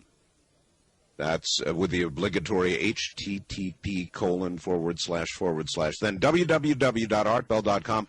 Or if you're new to the internet, just go up to the web, go to a web browser and enter the name Art Bell, ARTBELL, no spaces, and it will point you off into the right direction. Of course, we also have, as you know, live audio, so you can listen to this program up there, and a whole lot more. But everything we're talking about this morning, that which is going to be given, at least some of it, to the National Press Club, March 21st, Equinox, 9 a.m., is on the webpage now.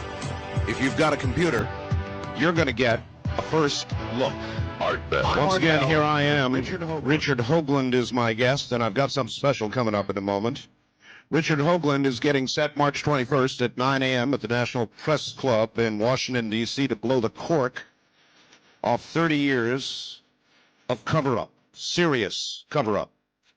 And he's got the goods. We'll tell you more about it in a moment. I'm Art Bell. Good to be here. Last-minute people are all over the place. The only book signing I'm ever going to do is going to be today, in about a little less than 11 hours from right now in Portland, Oregon. Come join us. Oregon Convention Center at 12 noon. There will be books available, one-time event T-shirts, I think. There'll be a little jazz ensemble there. No charge. It's free. Come on in and see me, and I'll sign a book for you and a photograph. And by the way, they've got that very special photograph. It'll be a one-time deal because all the others are gone. And I'll be signing all those in gold pen, and for as long as my gold pens last anyway. That's it, folks. Today, Saturday, the Oregon Convention Center at high noon. Hope to see you there from wherever you're coming from. Now, this is typical. Aren't so many people are going to your webpage. It's taking almost 2 minutes to get in and to get anything even longer. Or this, Art, thought you might be interested to know your website is swamped. I finally got in but couldn't get any downloads. There's simply too much traffic right now. Not surprising. Try later. Bruce in Bothell, Washington. Good show. So the man who manages my webpage is Keith Rowland down, I believe, in Arizona. And I thought I'd bring him on for just 1 second. Keith, I know, are you there, Keith? Yes, good morning. Good morning. First of all, thank you for the wonderful job you're doing on this website. Well, you're very welcome, sir.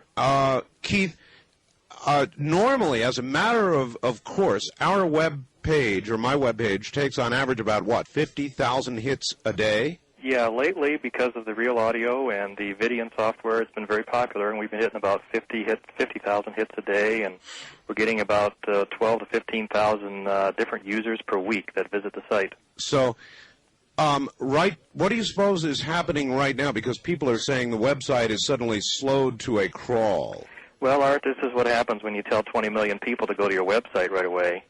I see. The system generally gets pretty good equal amount of hits all during the day. We get a little bit busier just before the program and during the first and second hour, but obviously it's gotten very busy tonight because we're concentrating heavily on the information that's up there. And the system that normally runs fine during the regular type usage during the day and throughout the evening is just getting overloaded. And this happens quite a bit when addresses are given out over the radio or TV stations that all of a sudden get very busy.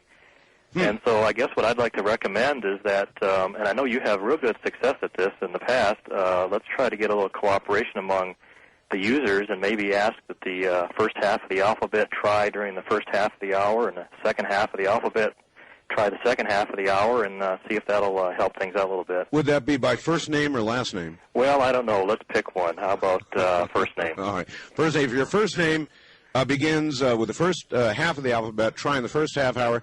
Second half hour. Website address is, should I, by the way, Keith, shows you what I know. Should I always say http://, or is it okay to just say www.artbell.com? Well, the second is just fine. Most of the browsers today will allow you to just type in the www, and it will automatically put the HTTP in front of it. So a lot of cases you don't even have to do that, but anybody that's been around long enough knows that when you go to a web page, you need to put that in front of it. So either way, you're doing fine the way you're announcing it. All right, and I assume the Real Audio sites are also getting a good workout. I would imagine that people are going there to hit either one of the two. If one of them's busy, they can certainly try the other one. And it's been working out real well as far as I know. All right, Keith, my friend, thank you for all the good work you have done, and Myron as well. Okay, thank you very much. Thank you both, and take care. They take care of the webpage, and they are now processing to many of you all at once, or trying to, the information Richard Hoagland has. For those of you joining us at this hour, there's going to be a big big press conference in Washington, D.C., March 31st. And if there's a headline from it, it would be experts to testify on 30 years of cover-up. Now, about what? And what does Richard have? He's got photographs. Former NASA scientists and engineers to announce in Washington analysis of 30-year-old suppressed evidence by revealing ancient artificial structures on the moon. Photographs showing astronauts walking amid apparent lunar ruins on leaked NASA and Soviet space photographs. Researchers to challenge White House to open NASA files suggest deliberate 30-year-old superpower cover-up based on official government reports which warned that civilizations would collapse.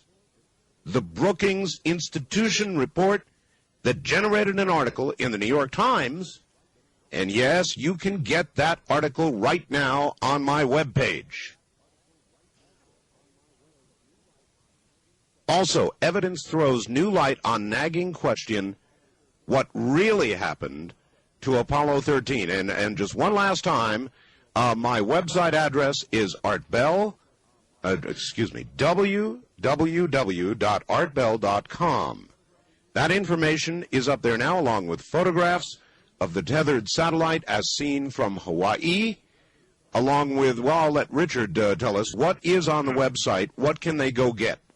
Okay, one correction. It's March 21st. What did I say? You said 31st.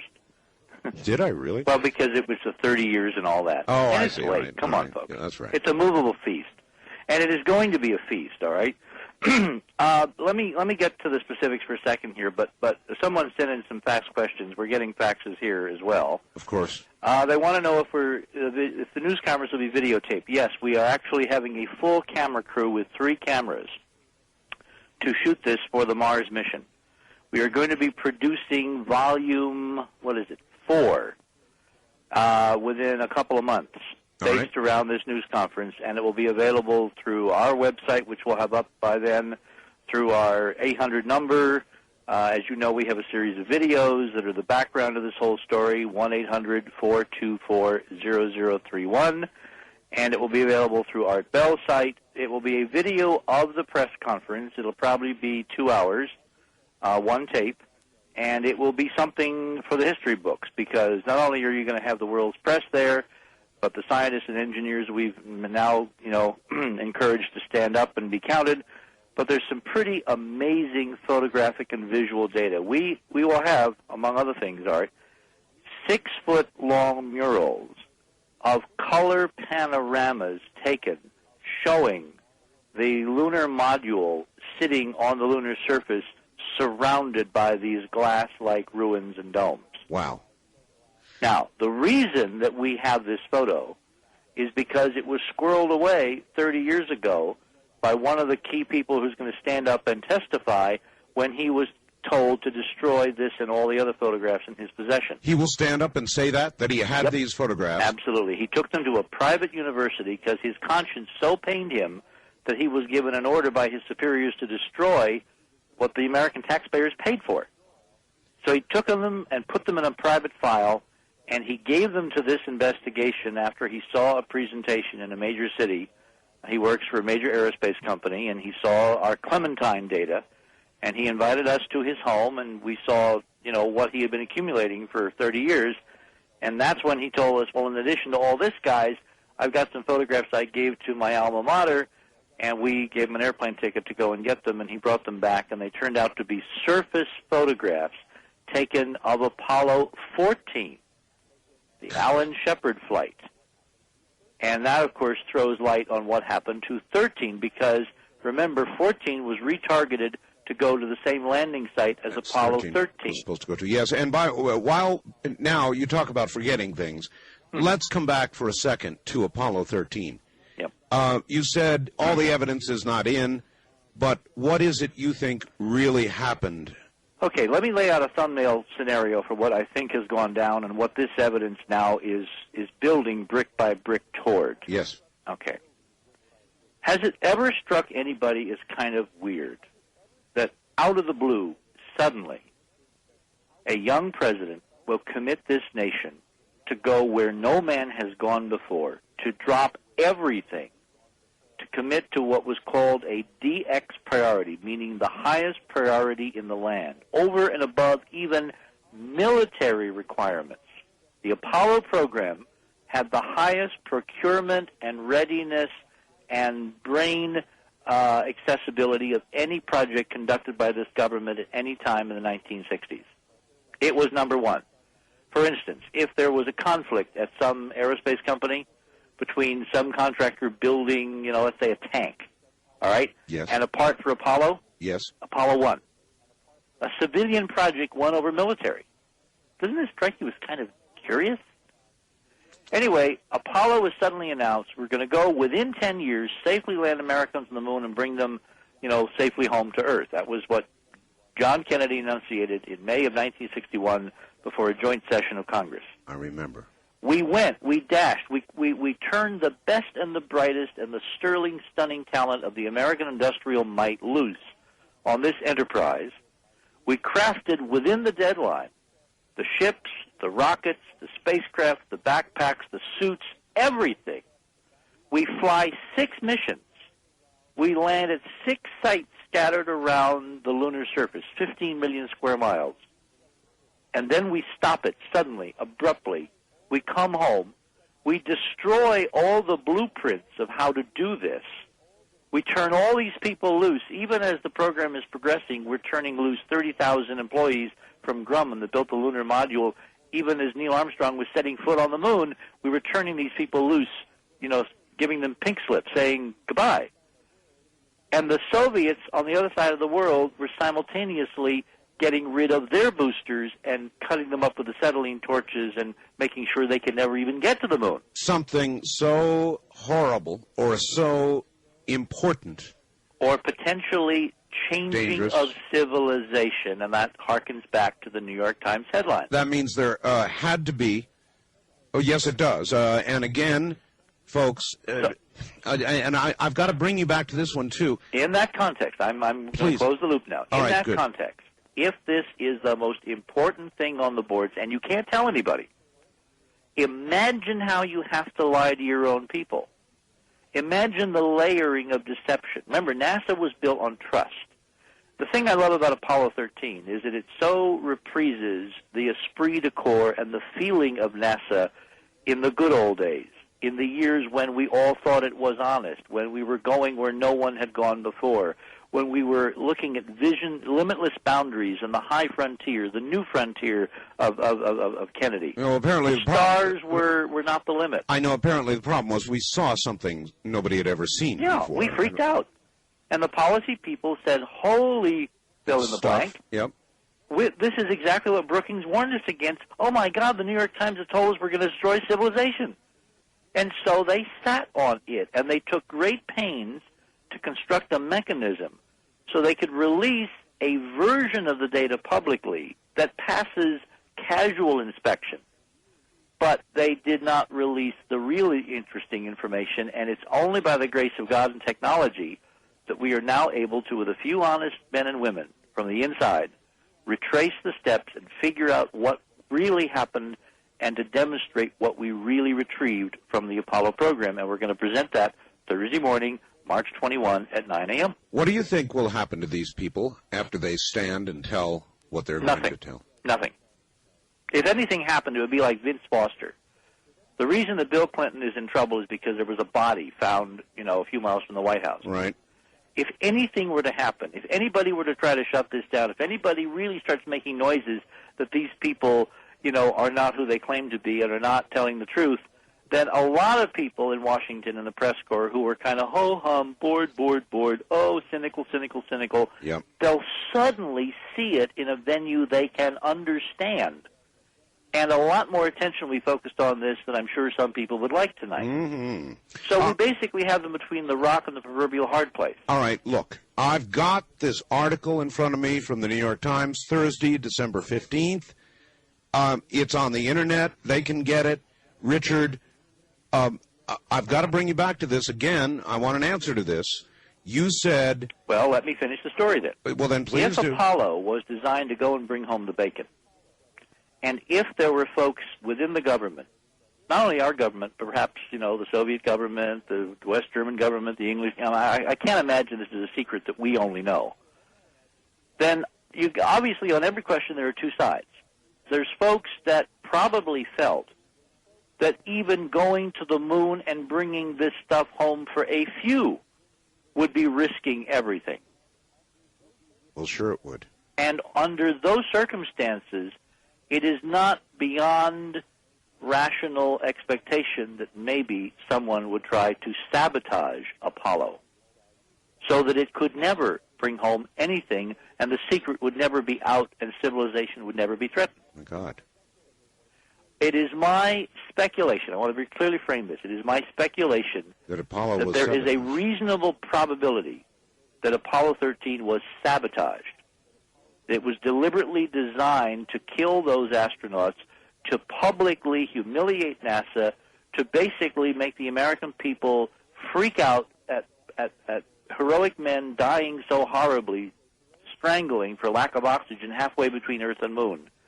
If that had succeeded, if Apollo 13 had failed, if Jim Lovell and his comrades had died that way on national television, with Walter covering it, me and Jules Bergman and all the others who were following the space program and reporting blow by blow at that point, then the whole space program would have collapsed. We would have stopped going anywhere. There would have been no further missions to the moon. There would have been no missions to Mars, no missions to the outer planets. NASA would have folded its tents. We would have all come home, and the secret would have been perfectly safe forever. So it's the NASA that they built so well that we owe the fact that we know.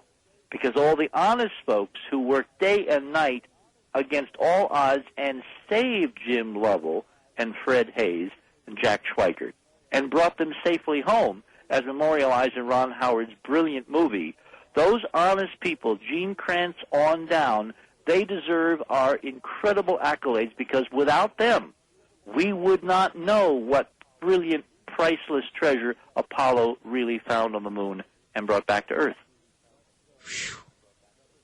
That's quite an allegation. That's quite an allegation. All right. When we come back from this break, Richard, please, I want to know about this New York Times story. All right? Because it's something in hand, it's something I've got in my hand, and I want to know why it is that somehow these files, or files actually covering a number of years from the New York Times back then, apparently are not available or missing. This appears to be the real thing. Is it? We'll ask Richard Hoagland when we come back.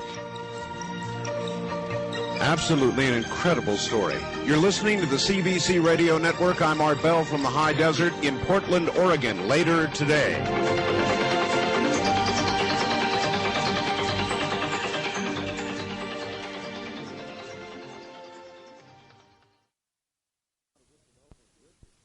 Back now to Richard Hoagland. Richard.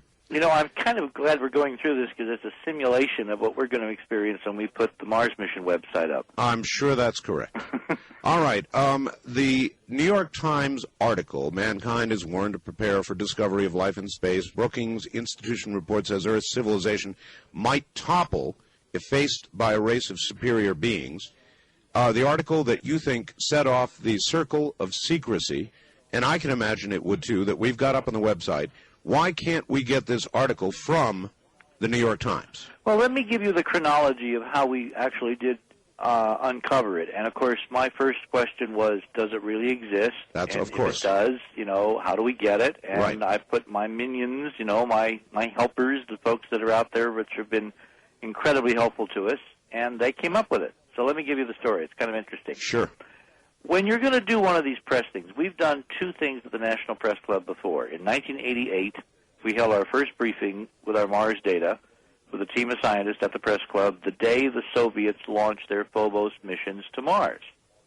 And we had briefed the Soviets by way of former astronaut Brian O'Leary in Moscow a year before as to what they might find when they got there, and would they keep their eyes open for Cydonia, and et cetera, et cetera. We held a press conference on the day they launched, and a month later their first spacecraft disappeared, kind of like Mars Observer was going to do someday. Sure. 8 or 9 months later, when they get to Mars with the second Phobos mission, it lasts a month plus in orbit, and then it disappears, which is beginning to set a trend curve. So, of course, my immediate question is, have they really disappeared?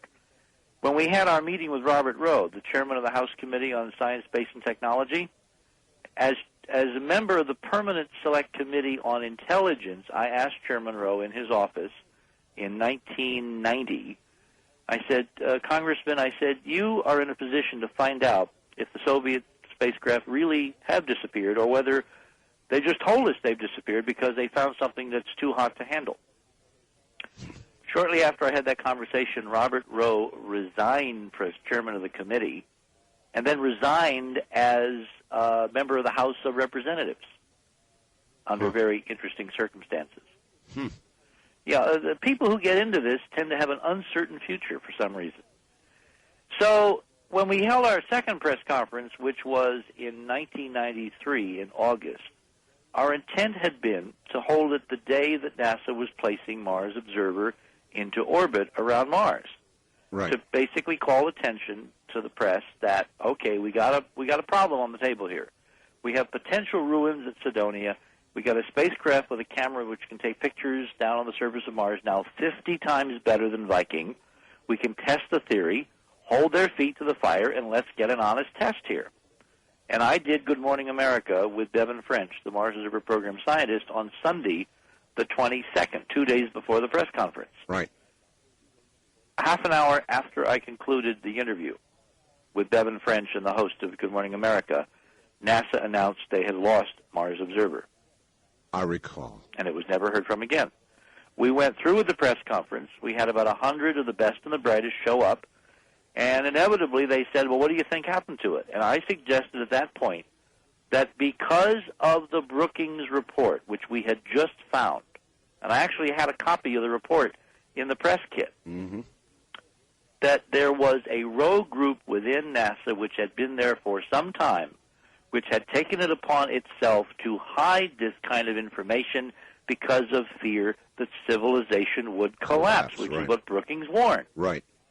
The press reacted with a resounding yawn and went away. And nobody ever dug and asked NASA, did you really lose the spacecraft?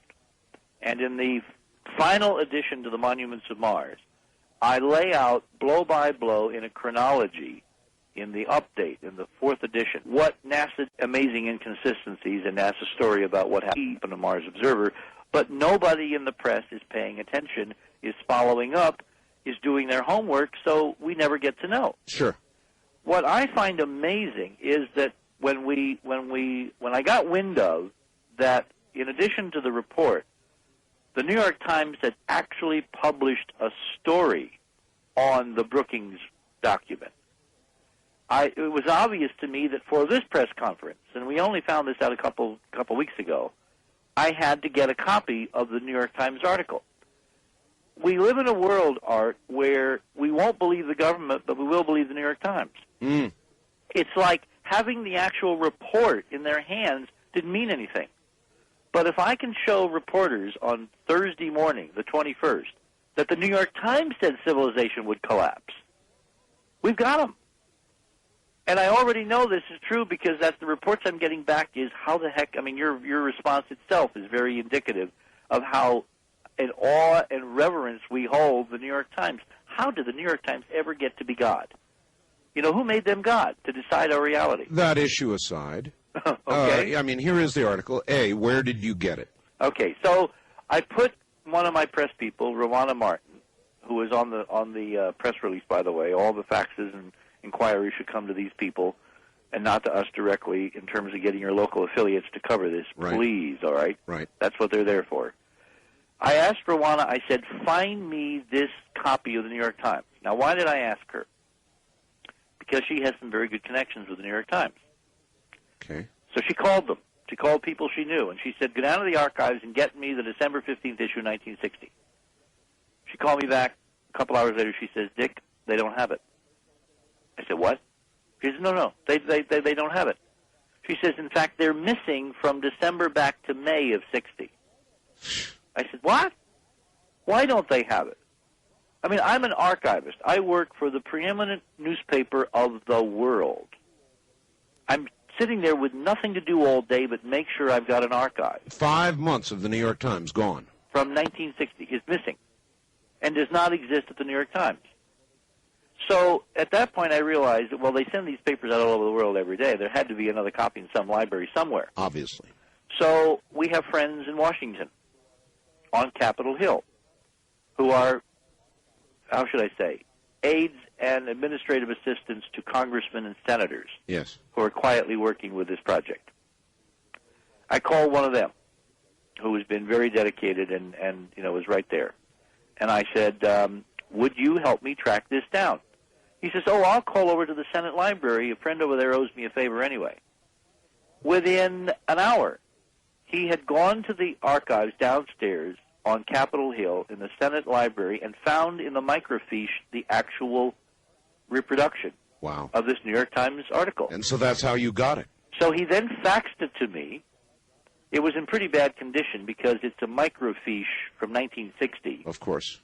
So I had to put it on the computer and basically take out some noise. But what you see is basically what came from Washington up on your board from the Senate Library archive microfiche files of the New York Times for December 15th, 1960. But if I pick up the telephone, as some people will no doubt do, and call the New York Times, they will claim they don't have this. They will claim they don't have it. So what you need to do is call other libraries. Okay? Now, I find it kind of curious that the New York Times has not in, 1996, in 36 years, replenished this issue. Unbelievable, yes. It's kind of... Now, the story gets even weirder. We are in discussion through another friend of mine with the publisher of the New York Times, Arthur Salzberger himself. Yes, sir. Who I have been trying to get to pay attention to this as a major story. I've basically been saying to him, look, you missed out on Watergate. Here's one where you can win one for the Gipper. Yeah. All right? You can really be front and center on the runway on this one. We've been sending him a series of press releases on the tethered satellite last week, and then on the press conference this week. He calls up my friend this afternoon, and he complains to this person. He says, why did you run that old story? What possible relevance is that old thing? Now think about this. The New York Times in 1960 saw fit to run a headline and major story that a federal document, a government report, warned that if NASA found evidence of life in space, it should not tell us because it might destroy civilization. And the current publisher of the New York Times wants to know why we might think that's relevant. Well, furthermore, we're not finished yet. Yeah, I'd have to listen Furthermore, to my show. He said, I really don't think I'm going to send anybody to the press conference. Really? Now, what I said to him back through my friend was, well, Arthur, are you part of the problem or part of the solution? Mm-hmm. If you don't send someone, even to see us fall flat on our keister because we can't come forth on any of the data or evidence or people. Remember, we're talking about insiders, NASA insiders who claim that this is what's been going on. Of course. And the publisher of the New York Times doesn't think there's a story here. And he's published the headline 30 years ago. Actually, it was his father who published it, claiming that civilization would be destroyed if this came out. Does one begin to suspect maybe that Mr. Salzberger might believe the headline and is trying to do whatever he can to keep people from being interested in this thing? That's one. Would that be a leaping to a conclusion here? Well, it might be a little bit of a leap because we don't know for sure. We don't know, of course. But it might be a logical speculation. So let me tell you what happened after that phone call. Sure. I got a call from a reporter friend of mine in Florida who works for Florida Today, which is the parent newspaper of USA Today. Right. And I basically, I'd sent him the facts. I want him to come to the press conference. He's followed our work for years. He's been very good at doing stories on this. And I told him this story about the conversation with my friend with the publisher of the New York Times. Right. His immediate reaction as a reporter was, holy hell, that stinks to high heaven. Yeah. So I then told him to call Mr. Salzberger's friend, and as a reporter out in the hinterlands, basically tell him that it's not playing well in Peoria. All right. Well, has there been any result, or There has been no response. You won't know until the 21st. We won't know until Monday morning. By Monday, remember, we're going to drop the second shoe on this. Monday, we're going to release the next press release, which will list who the participants are, their backgrounds, which is pretty damn impressive, and a couple of other surprises. Good. All right. I've got a fax here I think you ought to hear. Here it is. Hi, Art and Richard. While working in the aerospace industry for a defense contractor, I was told something that was rather hard to believe. In retrospect, this story now rings with a strange sound of truth. I was in hopes that your guest tonight could provide input on the matter. A respected engineer in our work group told us of photographs, pictures, that were taken while a U.S. craft orbited the moon. These pictures were carefully screened prior to being released to the public. Via the numbered frames, it was obvious that many of the frames had been withheld from public view, and that was never openly questioned. In recent years, the pictures that were released to the public can be digitally enhanced to reveal structures on the surface of the moon. These structures are clearly not natural formations and resemble a city left in ruins. Now, with powerful computers at the public's fingertips, these pictures have become sensitive information. Needless to say, the pictures that have been released are no longer available to the public. This is supposedly due to a loss of archived films. Now, I find the engineer's story easier to accept and the story of missing archived films more difficult. Any comments or information from your guest? Well, basically, this corroborates what we've been saying, with only one possible exception. We have found no evidence that the data which is out there is somehow suddenly turning up missing. What they're doing is they're trying to censor it by means of price. When we started this investigation and went public in '94, you could call up the National Space Science Data Center and for a few dollars get any negative that NASA had put out. Right.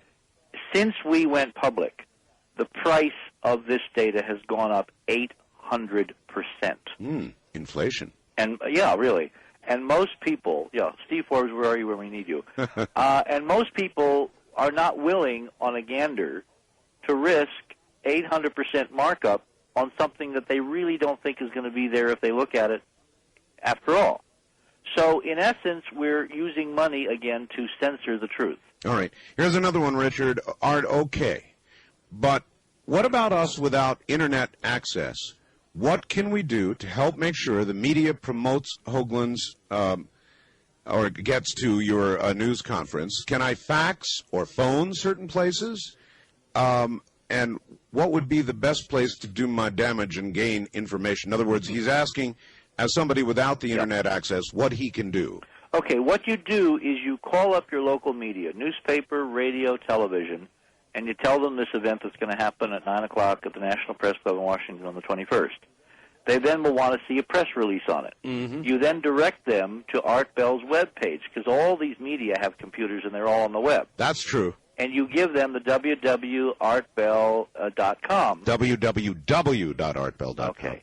And you give them that address, and you'll give it to them again. And they can log on and download the press release and then go from there. All right. Hey, Art, ask Hoagland about the properties of glass made in zero gravity. Is it not true that glass made in zero gravity is stronger than steel? It's not the zero gravity. It's the vacuum. On Earth, water attacks glass in a way that weakens it radically.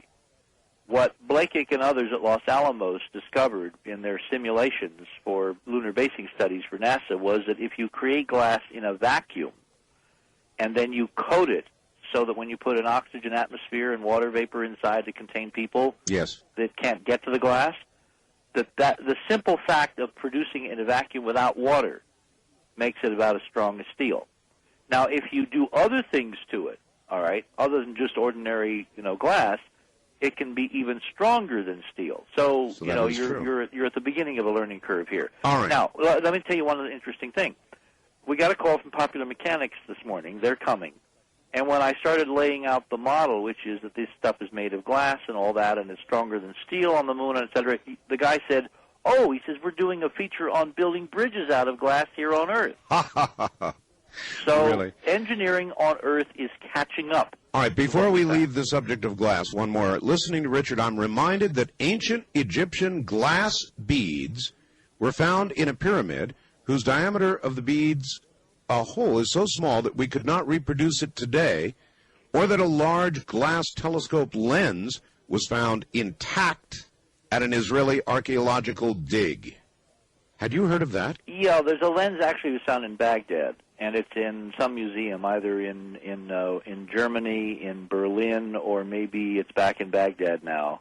But there was a glass lens found that actually was a refracting lens, which is several thousand years old. And yes, I know about the beads, and they're what they call fiance beads, and the hole is microns wide down through the center of them. Yeah. And there's no way with primitive twirling technology, little guys. You know how Indians are supposed to start fires by twirling a stick between their hands? Yes, of course. Well, if you think of drilling through a hard substance, like an obsidian bead or something, with that kind of technique, it just won't work with the fineness. So it's these little clues that we're looking at scraps and bits and pieces of a former high-tech civilization here on Earth, which, of course, is why I'm bringing in Graham Hancock live by satellite from the Giza Plateau, because he is going to address the idea that the stuff on the moon may be part of a continuum. It may be our stuff. Our stuff. An era so old we have literally forgotten. All right, Richard, hold on. One note for everybody. Tonight on KLAS in Las Vegas, it was announced that 60 Minutes is going to be doing a segment on Area 51. Leslie Stahl coming up this Sunday at 7. And I thought the audience ought to get that. All right, everybody, we're going to break, and then we'll get to the phones. Don't forget, the only book signing I'm ever going to do later today in Oregon. Just hours from now, on my way to Portland. Zoom, zoom. Up to the Oregon Convention Center. We're going to have a book signing and sort of a meet, I guess. Any of you within range of Portland, see at high noon at the Oregon Convention Center. Be there, as they say in the car commercials. Here we go again. This hour I'm going to get the phone lines open, and we will let you ask Richard some questions. Art just talked with WNEP in Scranton, Pennsylvania, which is owned by the New York Times. They refuse to cover the story. They say, though, the National Hookup ABC might carry it. That's from somebody in Scranton, Pennsylvania. There you go, Richard. Interesting? Interesting. Well, see, it's interesting. If the New York Times is not there, and everybody else is, they'll kind of look, because they're the ones that published in '60 that if this stuff was out there, it's their own article, yeah, found, then it would destroy civilization. They're going to definitely look like they're part of the problem. Now, let me tell you where they fell down. What I think is going on here, and has been going on for 30 years, is we're not dealing with conspiracy. We're dealing with something even worse, dumbness. All right? Dumbness will kill you as quickly as conspiracy will kill you. Yes. This is how dumbness works. And now I have to tell a personal story, which I'm going to tell on Thursday, so I'm kind of previewing it, for your audience as I'm going to do it, I was tapped on the shoulder to become, at the age of 23, Walter Cronkite's science advisor. Can you imagine what it felt like? Barely. To be plucked out of obscurity at a museum in New England and basically asked to sit at the right hand of Uncle Walter to guide him through the extravaganza adventure of going to and from the moon. Yes. I mean, it was an extraordinarily heady experience for me. I learned so much about how the world works and how media shapes and controls every facet of our lives, defines our reality. The people who nameless producers, choose to put on television, who tell you what happened after an election, who tell you what the president said, who tell you what the candidates really meant to say, who tell you who's going to win, who tells you who's going to lose, who tells you who's up, who's down. They are defining your reality day in and day out, and you never get to see these people who pick the people who appear on television. Sure. And they pick from a tiny handful of people. They don't pick from a vast spectrum of all the possibilities of life. They pick from a tiny handful of people that they feel comfortable with, that through their own prejudices, their own life experience, they just feel that those folks have an inside track to reality, which means that the bottom line is we get to see the reality on television that the people behind the scenes think is reality. We don't get to see the real reality at all. We live in a virtual reality cyberspace inside between the ears of producers. And at 23, a rather impressionable age, of course, I was thrown into the lion's den in the middle of these people at the most august news agency, broadcast news agency in the world, heir to Edgar R. Murrow, working with Cronkite, working with, all kind. Eric Severide and I sat in a bar one night and had an incredible discussion on philosophy about why are we doing all this, why are we going to space and all that. Bob Stout and I got absolutely stoned out of our minds in apricot brandy in Los Angeles. I showed up on the set the next day green. They couldn't color balance me because I was so in my cups. All right? Yes. I've got some war stories. They dragged me to Hurley's Bar, which is the watering hole in New York City. I know whereof I speak when I say that at the age of 23, what appalled me, horrified me, simultaneous with being entranced at being in this heady, stratospheric environment of working with the Mr. Cronkite and CBS News and, being in on all that we were doing, what appalled me was the attitude of those producers and reporters and others, except for Walter. Walter was the exception. I got to say that absolutely emphatically. Because all the people around Walter thought the space program was the biggest waste of time that had ever been invented. It was irrelevant to the human condition. Well, I think a lot of the media still believes that. It did not make a tinker's blank in the field of what humanity was going to be doing and should be concerning itself with. So what I saw day in and day out, I'm going to stand up and from my firsthand experience tell these young new reporters who were not even born when Neil Armstrong set foot upon the moon in some measure, some of these kids.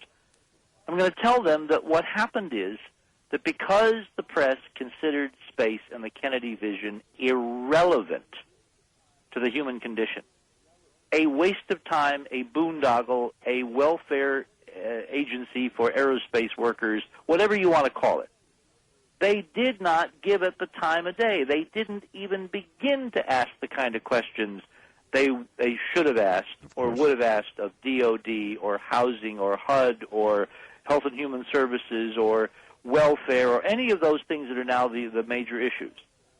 And so the folks on the inside who were trying to put one over on them, they had a piece of cake because nobody ever asked them any hard questions. They got away with murder practically, almost, if I'm right about 13, because the esteemed press from the New York Times on down never really took space seriously. It's out there. We live here. Who the hell cares? All right. Now, on that basis, Arthur Salzberger's attitude this afternoon, that this is funny and not serious, is in consonance with the fact that when they published that headline, they never followed up. They were not consistent, Mr. Prosecutor. They did not ask the next question, which is, okay, if this document exists which warns that if we find this stuff out there, somebody's going to try to keep it from us, is somebody keeping it from us? All right, well, here is the facts that follows on that. Art, yes, it only makes sense that our civilization would collapse due to encountering a superior intelligence because man will come to the rude conclusion that he is inferior and stupid. In other words, the human bubble will burst. Now, that is a simplified version of the conclusion printed in the New York Times article, and I'm not certain, Richard, I know you are, or you seem to feel that way. I'm not certain that all that much has changed. Well, what would really happen is the bubble for the arrogant, egocentric elitists would burst. Oh, yes. Yeah, ordinary folks, the folks we're talking to tonight, they were going to be fine. Probably. They understand because, and I have data here. Remember, I try not to say things on your show or any show without having data. What is my data? My data is Star Trek. All right? Star Trek is a vision of the kind of future that most of the human race want, desperately yearn for, imagine is theirs by birthright. To boldly go where no one has gone before, to meet new life and new civilizations, and to embrace them, respecting infinite diversity in infinite combination.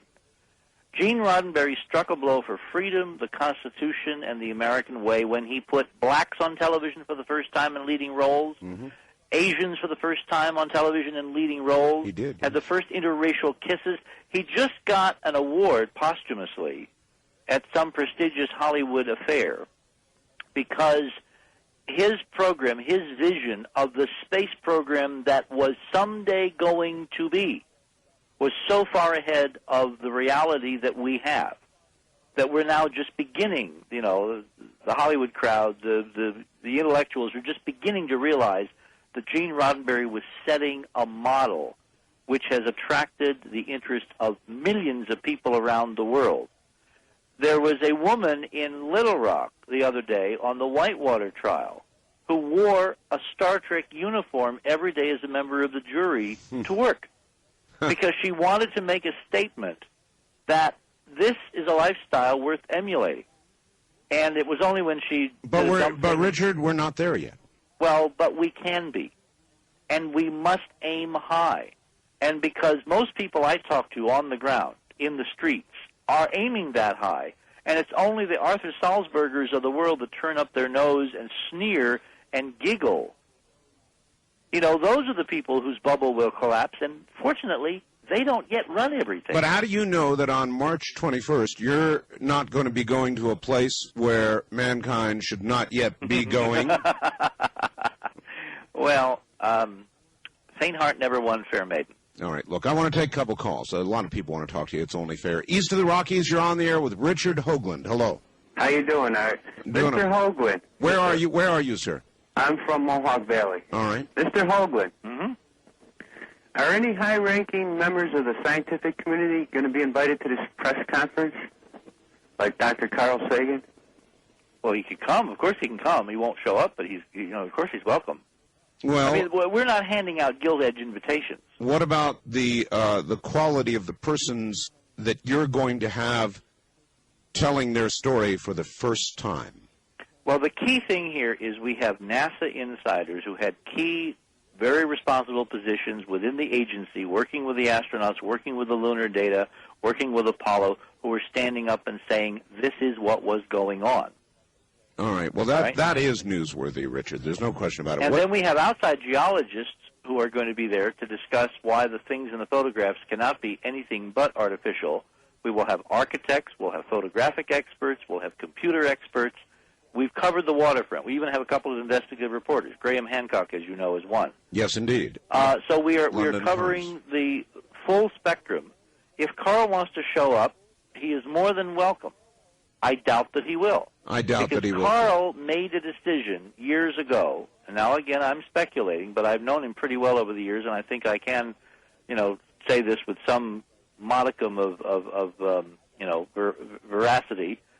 I believe Carl believes the negative side of the human condition, that he is an elitist, that he really thinks that we'll all go crazy if we find out that we're not the brightest guys on the block.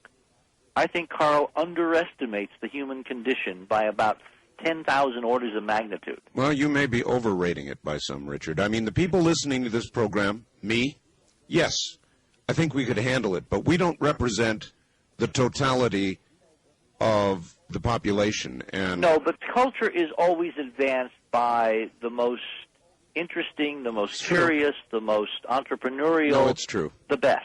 All right, we don't play to our worst, we play to our best. Otherwise, all right. We're stuck in the cave. Phones, Richard. West of the Rockies, you're on the air with Richard Hoagland. Hi, Art. How you doing? Okay, where are you? I am in L.A. Okay. Got a question for you, Richard.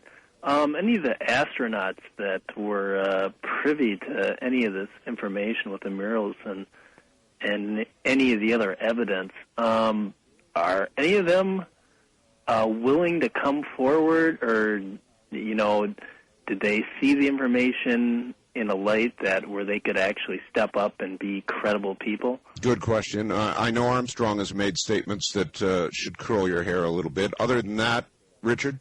Well, this now gets into a delicate area. You have to understand the astronauts, when they joined the program, they joined from the military services. Now, when you are a military officer, that's true. All right, you sign an oath. You bet. That oath commits you under pain of law to the Constitution of the United States to follow lawful orders from lawful superiors. Mm-hmm. Now, if those lawful superiors look at you and say, look, Mr. Astronaut, we believe, based on academic study and a lot of thinking by a lot of people above your pay grade, that if we were to put this stuff out there, we would destroy the world in which we live. Yes. The people you care about, the values you hold dear, all of that would go down the white porcelain receptacle. They have now been given a lawful order through a chain of command. So they're off the hook. So you might do the only thing you could do, and that is make statements like the ones that Neil Armstrong has made in the White House, elsewhere, saying there are things out there that there are places to go and things to see beyond belief. That's right. Which is the end of his. And he started that White House statement by comparing himself to a parrot. What do parrots do, Art? They repeat what others have told them. Yes, that well from the lips. Now, if you're a good soldier and you are obeying the letter of the law, but you disagree with the spirit because you have grown in your wisdom, then you say things like he did. You try to communicate between the lines, and you're hoping the cavalry will come over the hill and rescue you because you're as much a victim as the 50 hostages in Iran. And you're so a prisoner of the system. So we have Captain Hoagland.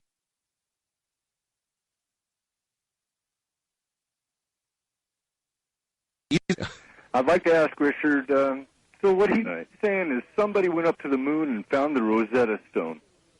Yeah, I think that's what he's saying. Where are you, by the way? I'm east of the Rockies. I'm south of Cheyenne, about 50 miles. All right, there you go. The Rosetta Stone, Richard. That's an exquisite, beautiful way of saying it. I'm going to steal that line on Thursday morning. Well, I'm sure he'll be honored. West of the Rockies, you're on the air with Richard Hoagland. Hello. Hello there. No, you're not. Wildcard line, you're on the air. Turn your radio off, please. I got it. I got it. Thanks a lot, Art. Where are you? Anchorage, Alaska. All right. Okay, Richard, I had the opportunity of listening to your show back in October on Art's program, and since then I've been glued to the radio whenever I hear Art saying that he's going to have Richard C. Hoagland on the air. By the way, I should say hello to all my newfound friends in Alaska who work with us on the tethered satellite. Matter of fact, I know Nick Begich, and I've talked with him personally a few times, and it's quite interesting. I sure did like the theory that you put forth with the satellite and HARP. I firmly believe in what you said. Okay. Anyways, let me thank Jan Eller, who sent me a fax this evening, and yes, I want her to keep sending us stuff because we need to know what's going on with HARP. Yeah. The question. Regarding what you have mentioned before with the Mars missions and things that have been observed on Mars, it's conceivable, I would say, that maybe our past civilizations have gone further and beyond and have come back. And was there any correlation or things that were similar in with what you found in Mars photographs and what has been reported to have been found on the moon? Yes. Numerically, geometrically, mathematically, it all is converging. And in the Clementine report that we wrote and published several months ago, we list the specifics. So if you want to get a copy of the Clementine document, you just fax us here at the Mars mission, and we'll let you know how to get it. Why don't you give out your fax number in case there's any, and there sure may be, last-minute information that you can use? Oh, I need all the information we can get. The faxes that came in from the last several shows was incredibly helpful. And the Grassroots Network is alive and well. Oh, yes. You see, there's a lot of bright people in this country who are not willing to give their futures over to one of two people, Bob Dole or Bill Clinton. They want to think for themselves, act for themselves, research for themselves, make their own decisions, and they don't want anybody, including Mr. Salzberger at the New York Times, deciding what news is fit to print. The number. 201-271-1703. That's the good. Mars Mission fax number. All right, and give it again. 201-271-1703. All right, on that note, hold on. We're going to do another half hour, and I'm going to lay heavily on the phone lines. So if you'd like to speak with Richard Hoagland, this would be, I guess, your last opportunity prior to the March 21st news conference that I believe is going to rock a bunch of people. If you've been listening, I don't know how you can see it any differently. So there you are. Richard Hoagland back in a moment. I will be getting on an airplane going to Portland, Oregon in now just a matter of a few hours. And I hope to see you there. It's the only book signing I'm ever going to do. The Oregon Convention Center. Big twin towers. You can't miss them in Portland. And it's going to be a lot of fun. So, you know, around midday or so, you're going to sleep in after a show like this. Come on over and let's get together. Oregon Convention Center, high noon, Portland. Be there.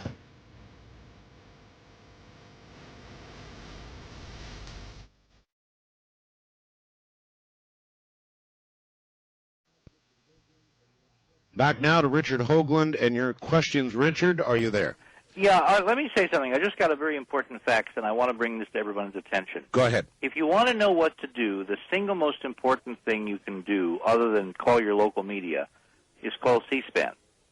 I just got a fax here from a Dr. Bob White, who apparently is at Northern Arizona University. Mm-hmm. He says, Richard, will any of the cable channels be covering the news conference, i.e. C-SPAN? Sure. What time is it scheduled to begin? I'd like to tape it for my students who are on spring break. C-SPAN is on the fence. They need to hear from their constituents that this is important. They can come and tape it and delay broadcast. They don't have to broadcast it live. It has to go in the day book, has to be put on the schedule. Sure. I would prefer they cover it live because it's pretty interesting. It's NASA, it's your tax dollars at work, and the challenge that we're going to be presenting is to this administration, to William Jefferson Clinton, a president who wants to be in the cut of John Fitzgerald Kennedy. We're going to challenge Bill to simply open the files. The Clinton administration had nothing to do with this cover-up. He can give executive clemency to all astronauts. He can relieve them of their security oaths. He can bring a stunning breath of fresh air with one stroke of the pen, provided he gets a political message from the constituency that he's running for election again in front of, that they want to demand the truth. And the way to get that started is to get C-SPAN to cover this as a political event that it is live on cable. All right, how do we do that? Is there a number? Simply call Washington, D.C. I don't have the number handy. Just ask the operators. You know, it's 202-555-1212. Ask information for C-SPAN. And once you get the C-SPAN number and their fax number, simply call them or fax them and say, cover the Mars mission lunar press briefing at the Press Club, August 21, 9 a.m. They've already got our releases. We have papered them with releases, so they know about it. All right. Well, that's a way people can really help. Yes, that would be the single. Forget and get to see it themselves as well. And they will get to see it. Yeah. All right. Good. Good suggestion. I hope everybody does it. Let's move to the lines. I promised. Wildcard line. You're on the air with Richard Hoagland in New York. Hello. Good morning. Where are you, sir? Vallejo, California. All right. I'm calling to ask Richard. Years ago, when I was in the Navy, one of my roommates told me that NASA had a black, what would you call it, a black project? Yes. The title of which, oh goodness, it escaped me. I've been wanting to ask this question so long. Now you've lost. Project Blue Flame. Okay. Has Richard ever run across anything of that nature? Is that name familiar to you, Richard? No, it's not. But that doesn't mean anything. I mean, they can change these names like they change their shirts, so it doesn't mean anything. All right. The whole idea of code names is to keep it secret. Naturally. Prevent you from finding out. East of the Rockies, you're on with Richard Hoagland. Where are you, please? Houston, Texas. All right. Yes, I had a question about... I have two questions, actually. All right. One was that has he found any connection with the UFO phenomenon? with any landings on the moon or your Mars thing. And my second question was, if you the pictures of the astronauts on the moon, Mm-hmm. could you tell what astronauts they were? Yes. We'll Are be you giving gonna out names and missions, all of that. Oh, really? Yes. Oh, can you comment about the UFO phenomenon, if there's any connection between what you found? All right. Let me do this in two parts. There is no direct connection. In other words, I don't have pictures of astronauts getting into UFOs, all right? Forget that. Yes. What I think is going on here is if there are extraterrestrial vehicles from some place currently visiting planet Earth, if you find evidence in your own backyard in the solar system of an extraordinary panoply of ruins built by someone, then it is plausible to imagine that maybe, just maybe, those ruins were built by a previous human civilization. Sure. This is a developing model that we're now, working on. That's why Graham Hancock is going to be very important, because Graham has got some pretty credible evidence that there's a lot of stuff on this planet from prior high-tech civilizations that has not been properly acknowledged. In fact, I got a fax here from one of your listeners. It says, please mention to tie things together with Graham Hancock. The reason this has all been hidden is that knowledge of prior civilizations also brings to the point, why did these fall? Yes. Could it be for lack of ethics, respect for natural law, science too concerned with profit, et cetera, et cetera, et cetera? In other words, the establishment wouldn't want you to know that we're not the best and the brightest, because if they're doing dumb things now, and the previous guys were doing dumb things that led them to collapse and to, us to lose their memory, maybe the current crowd wouldn't want you to know that. They want to keep doing their dumb things without... For short-term gain and long-term, it's like if it's not on my watch, if it's after I'm gone, who cares? I'll get mine while the getting is good. Now, that may sound a bit arrogant. Oh, my gosh, does that sound arrogant? It also sounds like history, doesn't it? It sure does. It's up to the democracy function. That's what all this technology in the hands of ordinary folks has got to do. That's why Art doing your show tonight prior to this thing is most important. I understand. Why getting people to sign on your webpage and see this data, to spread it around. By all means, copy what's on Art Bell's board from us and give it to every billboard, every electronic news service, every place you can send it, and call C-SPAN. All right. West of the Rockies, your turn with Richard Hoagland. Where are you, please? I'm in Longview, Washington. All right. Welcome. Hi. I have a kind of a multi-part question here.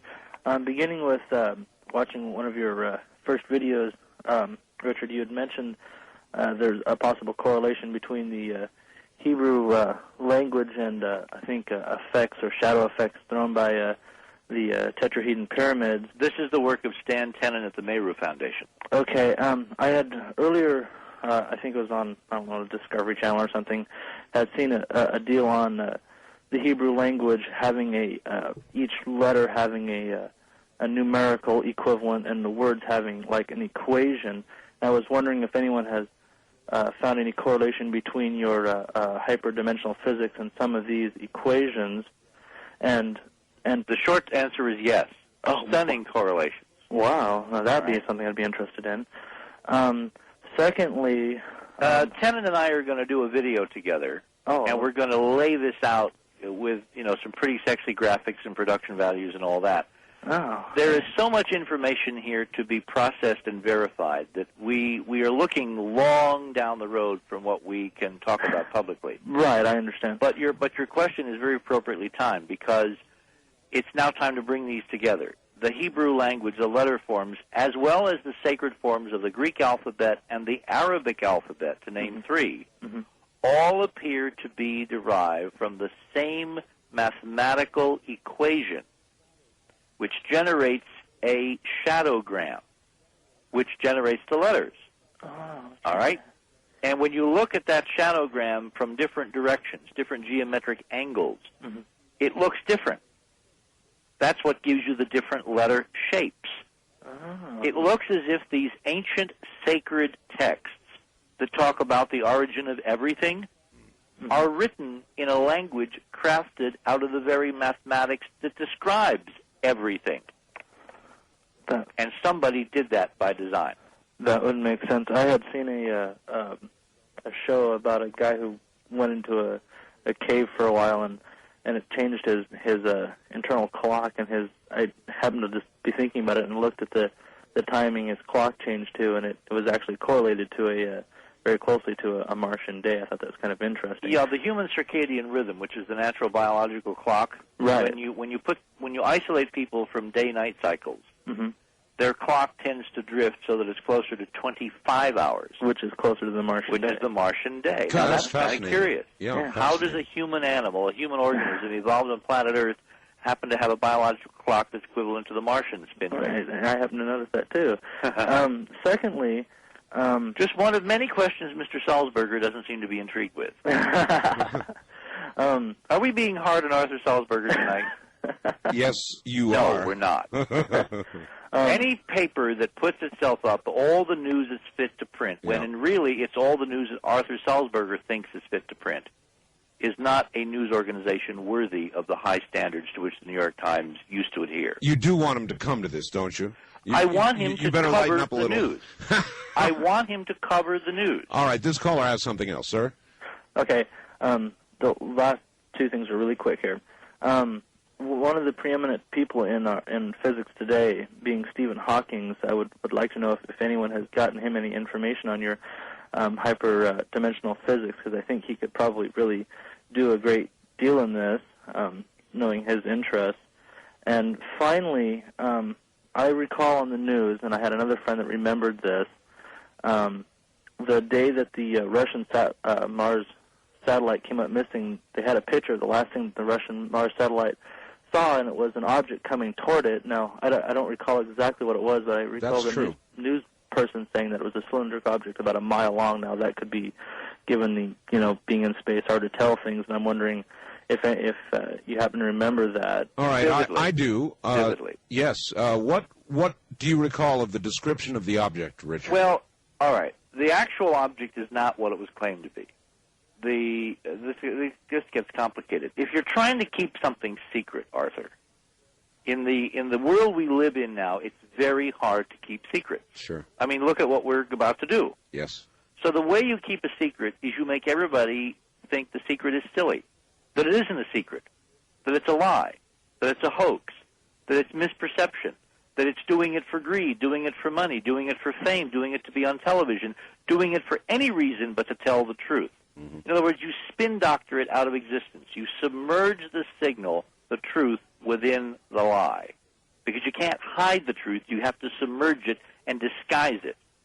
So if there is ancient artifactual ruins on Mars and on the Moon, how would you hide this truth, given that the photographs are eventually going to come out? Sure. You make the whole idea seem so absurd and so silly that nobody in their right mind, particularly at the New York Times, will ever take it seriously.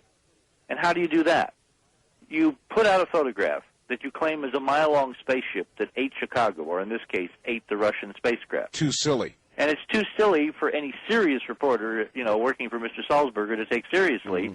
Therefore, he will never inquire.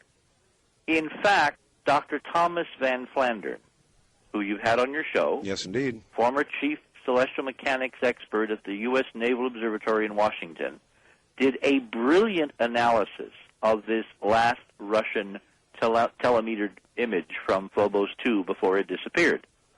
And from the photometrics, that is the brightness of the streak on the Russian image, he calculated that in fact it was a time-exposed image of a rock, a chunk of Phobos probably orbiting Mars along with Phobos, which is probably part of a flotilla of rocks that banged into the spacecraft and basically knocked them off the air, if we can believe their story. The point is that it had the same darkness as Phobos. And it's hard to imagine a spaceship a mile long that is as dark as the darkest object in the solar system, which is darker than carbon black, which is as dark as Phobos, the natural moon of Mars, turns out to be. All right. Now, here's what's really interesting, though. There should be no cloud of rocks floating around Phobos for the Russian spacecraft to bang into. Right. What caused the rocks in the first place? Why haven't they all disappeared? If Phobos is billions of years old, why are there still rocks floating around it like gnats floating around a lamp? Good question. Because something recent, unnatural occurred in the Martian environment. In other words, if the Russians photographed a rock sailing around Phobos, you would think they would be bragging at a major astrophysical discovery. Of course. So why are they putting out kooky UFO stories about spacecraft at EAH Chicago? Answer, to spin doctor the press away from asking any hard questions about what does this really mean. All right. Let me come back to his other question regarding your work in hyperdimensional physics and getting it to Hawkins. Okay. I'm glad somebody brought up hyperdimensional physics. I have several faxes here from people who are begging us to define some terms. The first thing I want to respond to is a fax that came in a couple days ago asking why I don't equate hyperdimensional physics with Bearden scalar electromagnetics. Right. And the answer is because I'm not together all the time, and I should have done that from the very beginning. They are one and the same. Hyperdimensional physics is the same as the scalar electromagnetics that Tom Bearden is talking about. That'll help a lot of people. All right. It all goes back to Maxwell. Mm-hmm. By the way, there's something very curious going on. Carl Sagan has just published a new book, sitting here on my coffee table. Yes. I have to move the cat over to read it. It's called The Demon-Haunted World, just published by Random House. The subtitle is Science as a Candle in the Dark. What a title for a book, The Demon-Haunted World. Think about that. Close your eyes and think about that from the preeminent science historian and explicator of our times, all right? The demon-haunted world. That's how he views planet Earth and all of us. Well, haunted by demons. That now, may explain many things. Let me get to my punchline, Arthur, okay. Please. He has a whole chapter on Maxwell. Mm-hmm. When was the last time you heard anybody except me and maybe Tom Bearden mention Maxwell? And suddenly Carl Sagan is devoting an entire chapter in his new book. He also has a chapter called The Man in the Moon and the Face on Mars, where, guess what? He recommends that the new NASA missions going back to Cydonia make Cydonia a priority and rephotograph it. And finally, tell us the truth. Do you think, Richard, that it could be sort of as you know, he's not well. Yes. And it may well be that even Carl Sagan, toward the end here, wants to say some things like this that he should have said long ago? Well, it all depends on how you view the New York Times article. If you believe Brookings, if you believe that knowing we're not alone, that we're part of some incredible grand tapestry, that this civilization is only one of many, many, many, and not very big and very bright and very, advanced after all, then you will keep the secret to your deathbed. If you think that knowing the truth will kill off the civilization, change things so radically, destroy civilization, as the New York Times said in that headline, then you won't ever say anything. However, if you are beginning to have doubts that in fact, is a correct perspective, then you got a political problem. How do you come clean, get people to see the truth without looking like a total idiot? Sure. Well, Carl Sagan's latest book looks like someone who has figured out that maybe that model is not accurate, that we won't all go and jump off a cliff if we find out we're not alone. And what he's trying to do in the most political, weasel-worded way, and I'm being very, very direct here. I know. All right? Read what he says. In fact, I should probably read it to you. Listen, we are utterly out of time. Again? Yes, we are. Oh, what a shame. Yes. So, March 21st, National Press Club.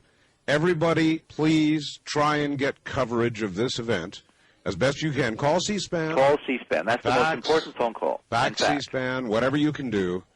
And let's get this information out to the rest of the American public. Richard, as always, it has been a very distinct pleasure. It's been a wild night. And I thank you, my friend, and I wish you luck. And we will see you on the Internet. Take care. Thank you. Richard Hoagland from the Mars mission. Coming up March 21st, you don't want to miss it. You want to help everybody else not to miss it. You can do it by faxing or calling C-SPAN and asking them to cover it. listen, everybody, we're going to spend 1 hour doing whatever you want to do this next and final hour before I get on an airplane and head to Portland, Oregon for the only book signing I'm ever going to do. So that'll come next. In the meantime, a lot of the information that you heard this morning can be gleaned from my webpage, which is www.artbell.com. If you would like a copy of this last incredible 4 hours, you can get it by calling 1-800-917-4278. Beginning right now, it was a 4-hour program with Richard Hoagland. The number to call, 1-800-917-4278. Beginning right now, 1-800-917-4278. We'll be right back.